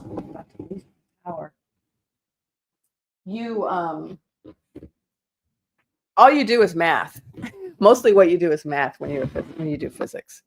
And so that would be the way you would read it as a mathematician. 3I/Atlas. You would read it as 3I divided by Atlas. And so it's like he's reading it like it's a mathematical equation. And I wonder if he's doing that to be funny, or I don't know. We'd have to ask him. But he is kind of a funny guy. Yes, Jacqueline, it is a sun whisperer. 3I Atlas is a sun whisperer. Okay, here's a question or a comment from Cayenne54. Another YouTube poster mentions many international scientific bodies, quote, coming online as a, quote, protective measure or coordinated global space defense drills. Yes, that did happen like a couple months ago, that there's some type of, what is it called? International Space Defense Network or something that we have that involves different countries and different space agencies, where they have an alert system. And I guess it's designed for if there's a big asteroid that they think might interfere with Earth in some way, they wanted to have this alert system in place. And so Avi Loeb actually is one of the people who, I think back in August, was asking the international community to please add 3i Atlas to this registry. They register they register objects, solar objects, interstellar, whatever, any kind of object, asteroids, comets, whatever, anything flying through space that they think might potentially affect Earth in a negative way. They register them. And it got registered on that registry a couple months ago. And so then some people started saying, oh, this means it's danger. It means it's going to hit us. It means it's, it's Don't Look Up. It's the movie Don't Look Up. They're not telling us that something bad's going to happen. I don't think that's the case. I actually think the reason that Avi Loeb did that, and probably the reason those different space agencies did that, is because whenever you put something on that registry, it then results in all of these different telescopes being dedicated to watching it. So you're able to collect a lot more data. And so I think the reason some people were pushing for that was because they wanted to make the most of this opportunity of studying this interstellar object that the likes of which we've never seen before. It's scientifically very interesting. And so once you get on that registry, then it kind of activates this protocol where all of these telescopes are all pointing at the object and collecting data, just in case we have to defend ourselves against this object. So I think that's why it happened, not because it's an actual danger. It doesn't have any malintent towards us. But we're such a fearful people, humanity, that we're so afraid of anything alien, anything that we're unfamiliar with. We're so afraid of that we start projecting onto it all of our worst behavior, right? So like, a lot of these scientists, they're coming out of, Western culture, which has a history of just a lot of warfare and colonization and conquest and starvation and enslavement and stealing of resources, right? And so there's this assumption that if an alien that's superior to us comes here, they're going to do all these things. They're going to enslave us. They're going to steal our country. They're going to take our resources. They're going to unalive us, whatever. They're going to make us into food. I don't know. They're going to force us to go to their schools. I don't know. These are all the things we've done, right? So we're kind of projecting our shadows onto them. They're going to do all the worst things that we did. But the things that we've done that are so awful, and I'm using we collectively to refer to humanity, we've done precisely because we are not advanced. And more advanced species don't engage in those behaviors. So more advanced cultures don't engage in those behaviors. That's why certain, cultures pre-contact, were much healthier. There are a lot of indigenous communities that didn't have disease before the Europeans got there, didn't have warfare. There were different stages, right, of development throughout the planet prior to kind of the globalization of power. And, what I've been told when I've talked to star beings from different locations is that, we're kind of this pre-conscious planet. They're all waiting for us to evolve past warfare, right? Past violence, past rape, past, we engage in a lot past starving our own people, right? We're engaged in all kinds of barbaric activities. And once we evolve, we're not going to be engaged in any of those activities. We're not going to have hierarchies. We're not going to have patriarchy. We're not going to have racism. We're not going to have poverty. We're not going to have warfare. We're not going to be destroying the planet. We're not going to be treating animals like they're inferior. Those are all aspects of our kind of pre-conscious state. And those beings out there, those star beings out there, for the most part, not all of them, but most of them have evolved past that. There are some nefarious beings out there. I'm not going to say there aren't, but most of them are evolved past these types of violent behaviors that we engage in. And so they have no intention or desire to come here and take us over or take our resources. And there are some people, you know, there are different beliefs out there, like in the UFO community. There, because I went to a UFO conference once, and I listened to a lot of talks, and there were some people who thought, oh, there are these, you know, kind of evil aliens, and there's good aliens, and they're battling each other. And you know, what I've been told and what I've been shown by the star beings that I've talked to is that the highly evolved ones, or the good ones, the ones that are here for peace and love and service, are the majority.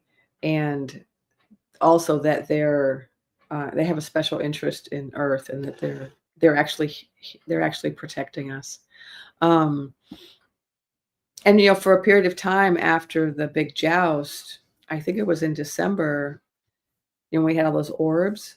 You know, there were all of these star beings here, and they were here. They were telling me, because they wanted to help us. They were very worried about us because we were on this kind of precipice of, you know, destruction. And so anytime we're on a precipice of, you know, world destruction, or any kind of major destruction that's going to negatively impact the other life forms on the planet or in our solar system, they show up because they want to make sure we don't do that. And so I've just been acquainted with a lot of very beneficial star beings who are here to help us. And so that's been my impression, that Three Eye Atlas is, you know, beneficial, and that the other beings who are visiting us are for the most part, not all, but most of them are beneficial.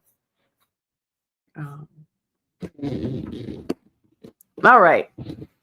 I probably need to end this live soon, since it's already been 2 hours. Oh, here's a question from Angie Gutierrez. Are there human beings on a I used to say AI Atlas too. I was always saying that. Three Eye Atlas. Not that I've seen. So when I tuned in, a couple of things I saw that I tuned into it. It felt like a conscious rock, but I also got that it had metallic surface, and that it had some organic structures inside, so that it was a combination of like a living being and a mineral being. And when I asked it, you know, what are you? Are you a comet? They said no. I didn't tune into beings within it. I tuned into the ship itself. And that just may have to do with who I am. You know, it's a part of my tradition to work with rocks and to think of rocks as beings, as like ancient beings. And they actually told me that the reason I was able to communicate with them was because of my relationship to rocks. And so I did tell people back then when I first connected what they told me, which is that if you do want to connect to Three Eye Atlas, you know, holding on to some crystals can help you connect. And so they were able to connect to me through crystals. And so I was connecting directly with the rock. And they said, you know, they were a multidimensional being, but it's okay if we think of them as a rock, because humans are afraid of everything. And so we're not afraid of rocks. And so as long as we think they're a rock, you know, or a comet, we won't freak out. But if anything happens for us to think that they're like a spaceship or something, we'll freak out. So they said that they have the ability to cloak how they are perceived. They have complete control over how we perceive them. And so we may think, oh, we've got all these telescopes and these spectrographic, whatever. They're only going to let us see what they want us to see. And so they're controlling the data that we receive. And they said that, they're a multidimensional being. We see them as a rock. That's because, first, because of our limited perception and our limited machines and our limited ability to listen to psychics. They did mention that. They said there are a lot of people on planet Earth who know who we are, but your scientists and leaders don't listen to them. But they said, but I did ask them specifically, like, are there beings inside of you, like a spaceship would have like beings inside? And I didn't see any beings. And they said it was, it's like some of this is hard to translate, right? But they kind of gave me it's like they tried to explain to me that in another dimension, there are beings that are associated with this object. Call it craft, call it an object, I don't know, rock. But from our perspective in 3D, there are not beings in 3D. So, and I don't really know, if how to explain that. I don't know if I did a good job of explaining that. It's interesting because I got the impression that there were beings who were associated with the mission, right? That this thing is here with intention. There's a mission. There are people involved, right? It was sent. It's not just a rock careening through space. It's something that was sent with intention. But they're not like little aliens inside a ship the way we think. That's not what we're going to find. And so, no, I didn't see any human beings. That didn't come up.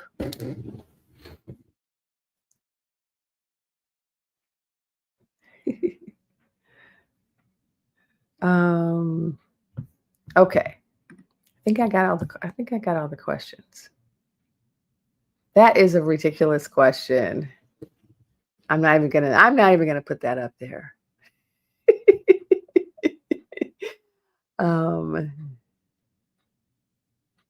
No, I haven't. Someone's asking a question about someone named Birdie Jaworski. Is this a remote viewing? I haven't. I did see someone else do a remote view, but they were saying that they saw reptilians. That's absolutely not what I saw. Let's talk about this. Were the orbs the scouts for 3i Atlas? So, yes and no. It's kind of the opposite. 3i Atlas, I did ask, like, are you coming to Earth? Do you have a purpose related to us on Earth? And they did tell me a little bit about a purpose they had, but they said I couldn't really share it. But that just all I needed to share was that they're not here for us. They're not any danger to us. They're not going to harm us in any way. But they did kind of portray themselves as kind of a scout for other star beings and ships that are coming. And yes, the orbs were also star beings who were coming to help prepare us. So there's like this preparation period that we're in where they're trying to prepare us for contact by having these, kind of a slow dribble. So there was like a period of a couple months, right, with all these orbs and then all this conversation about are these star beings, are these aliens, are these ETs? And now we have 3i Atlas, and 3i Atlas is doing the same thing. It's causing people to think about the possibility, to consider it. There's a lot of people who are like, please come and save us, beam me up, Scotty, like get me off this planet.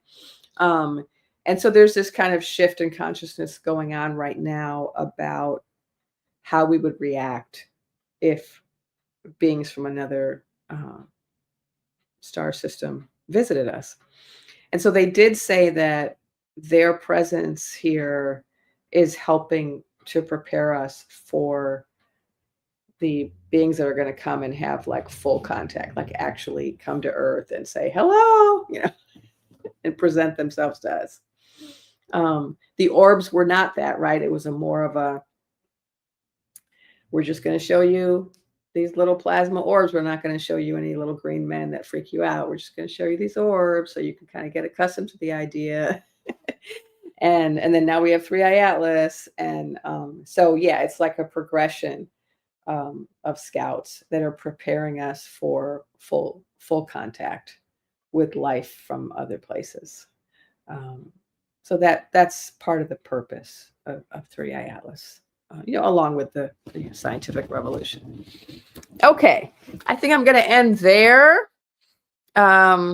Please buy me a coffee or become a member or join my Patreon. And thank you all for coming. And I will see you again next time. I have been doing lives on Thursdays. I'm trying to consistently do a live every Thursday. And then I'm trying to, oh yeah, let me have something to drink. And then I'm trying to post fairly often, but I took a little break last week because I was under the weather. But I'm getting back to it. So thank you, everybody, and I will see you next time.